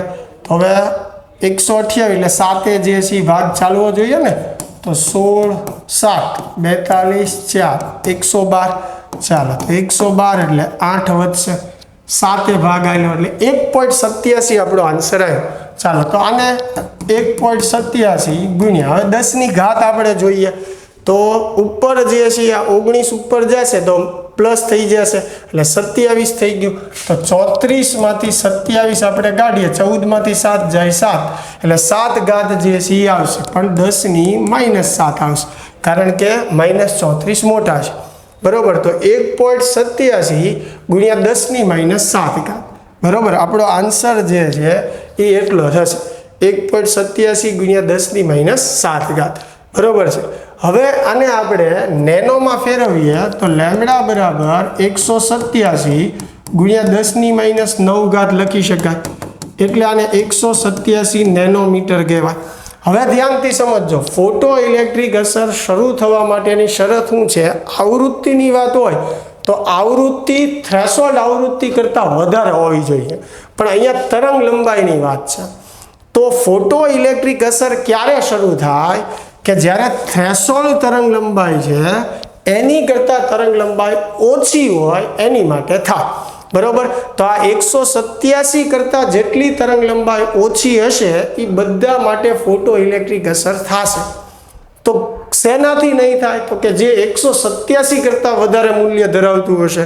હવે આપણને એમ જ પૂછ્યું છે કે કઈ તરંગ લંબાઈથી નહીં ઉદ્ભવે? તો કે 187 થી વધારે હશે. તો ચારેય ઓપ્શનમાં 187 થી વધારે હોય એવો ઓપ્શન કયો છે? 200 નેનોમીટર. એટલે ઓપ્શન 1 જે છે આપણી માટે રાઈટ આન્સર થશે. ચાલો એની પછી જે છે હાઇડ્રોજન પરમાણુની પ્રથમ ઉત્તેજિત અવસ્થામાં તેની ઉર્જા -3.4 ઇલેક્ટ્રોવોલ્ટ છે. આ કિસ્સામાં હાઇડ્રોજન ન્યુક્લિયસથી ઇલેક્ટ્રોનનું ત્રિજ્યાવર્તી અંતર, એટલે એ ત્રિજ્યા જ થઈ, અને ત્રિજ્યાનું સૂત્ર આપણને ખબર છે n²a0. હવે પ્રથમ ઉત્તેજિત અવસ્થા એટલે n જે છે 2 થાય, એટલે 2નો વર્ગ એટલે 4. a0 જે છે એની કિંમત થાય 0.53 ગુણ્યા 10ની -11 ઘાત. બરાબર, આનો ગુણાકાર કરશો 2નો વર્ગ 4. બરાબર, એટલે ફાઇનલ તમે ગુણાકાર આનો કરશો એટલે 21.2 ગુણ્યા 10ની -11 ઘાત મીટર આવશે, જેને આપણે 2.12 ગુણ્યા 10ની -10 ઘાત મીટર પણ લખી શકીએ. ચાલો ત્રિજ્યા ગોતવાની હતી, ત્રિજ્યાવર્તી અંતર એટલે આપણી પાસે બોહર ત્રિજ્યાનું સૂત્ર છે જ. ચાલો તો એ પ્રમાણે જે છે આન્સર આપણો કયો આવશે? ચોથો ઓપ્શન. બરાબર, ચાલો આગળ વધીએ આપણે. એની પછીનો પ્રશ્ન જે છે, નીચે 2 કથનો આપેલા છે, સેમ વસ્તુ, કયું સાચું છે ને કયું ખોટું? સૌથી પહેલું, જ્યારે પીએન જંકશન ડાયોડ વચ્ચે ફોરવર્ડ વોલ્ટેજ નિશ્ચિત થ્રેશોલ્ડ વોલ્ટેજથી ઉપરના મૂલ્ય સુધી વધે ત્યારે ડાયોડમાં પ્રવાહ અર્થપૂર્ણ રીતે વધે છે. તો આપણને ખ્યાલ છે કે જ્યારે બ્રેકડાઉન કરતાં વધારે વોલ્ટેજ આપણે આપીએ તો ડેપ્લેશન સ્તરના સહસંયોજક બંધો તૂટે અને પ્રવાહમાં શું થાય? વધારો થાય. એટલે એ ઓપ્શન જે છે એ સાચો છે. બીજું, આ પ્રવાહને રિવર્સ સંતૃપ્ત પ્રવાહ કહે નહીં. ફોરવર્ડ બાયસ છે તો એ ફોરવર્ડનો પ્રવાહ થયો, એમાં રિવર્સની વાત જ નથી આવતી. બરાબર છે, તો રિવર્સ બાયસ જોડાણમાં આવે એટલે બી ખોટું છે ને એ જે છે એ સાચું છે. ચાલો એ સાચું અને બી ખોટું, કયો ઓપ્શન છે? બીજો નંબર. બરાબર, એટલે બીજો ઓપ્શન આપણી માટે રાઈટ આન્સર થશે. ચાલો એની પછીનો પ્રશ્ન જે છે લાસ્ટ આપણો, કે એક ફ્લાસ્કમાં આર્ગોન અને ક્લોરીન વાયુ 2:1 દળના ગુણોત્તરમાં રહેલા છે. મિશ્રણનું તાપમાન 27 ડિગ્રી સેલ્સિયસ છે. આ 2 વાયુઓના સરેરાશ ઝડપના વર્ગમૂળનો ગુણોત્તર. ચાલો શું મેળવવાનું છે આપણે? આર્ગોન અને ક્લોરીન માટે આરએમએસ ઝડપનો ગુણોત્તર. અને જો તમને યાદ હોય તો વાયુની આરએમએસ ઝડપ જે છે એની માટે એક સૂત્ર આવું છે 3RT/m, એટલે કે એનો વેગ જે છે એ અણુભારના વ્યસ્ત પ્રમાણ. કેબી વાળું સૂત્ર વાપરો તો અહીંયા દળ આવે, આર વાળું સૂત્ર વાપરો તો એમાં અણુભાર આવે. એટલે ખાસ આપણે એ ધ્યાન રાખવાનું કે આ અણુભાર દર્શાવે છે અને અણુભાર પણ આપણને આપેલા જ છે. તો વી જે છે એ અણુભારના વ્યસ્ત સંબંધમાં છે. તો જ્યારે હું બંનેનો ગુણોત્તર લઈશ તો અંડર રૂટમાં શું આવશે, MCl છેદમાં M આર્ગોન આવશે. બરાબર, વ્યસ્ત થઈ જશે ને. હવે ક્લોરીન જે છે એની માટે કેટલું છે 70. બરાબર છે. આર્ગોન માટે કેટલું છે 40. મીંડું કેન્સર. વર્ગમૂળ કાઢો તો 7નું વર્ગમૂળ એટલે √7 લખો, 4નું વર્ગમૂળ એટલે 2. ચાલો, તો બેના વેગનો ગુણોત્તર શું આવશે √7/2. તો √7/2 આપણને ક્યાં આપેલું છે, પહેલા ઓપ્શનમાં. બરાબર. ચાલો, તો મિત્રો આ ફિઝિક્સનું આપણું નીટ 2026નું પેપર હતું અને બધા પ્રશ્નો તમે જોયા. ખૂબ જ સરળ, સહેલા હતા અને આરામથી સમય મર્યાદામાં પૂરા થઈ જાય એવા હતા. બરાબર છે. મેક્સિમમ તમને કોન્સેપ્ટ સાથે સમજાવવાનો મેં પ્રયત્ન કર્યો છે. ઝડપથી આપણે કેમ પ્રશ્નો સિલેક્ટ કરી શકીએ એ પણ મેં સમજાવવાનો પ્રયત્ન કર્યો છે. આશા છે કે આપને આ ખાસ મદદરૂપ થશે.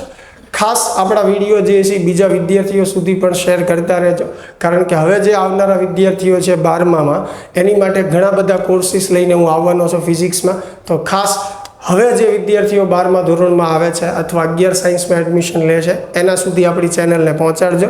ચાલો, મળીએ તો નેક્સ્ટ લેક્ચરમાં.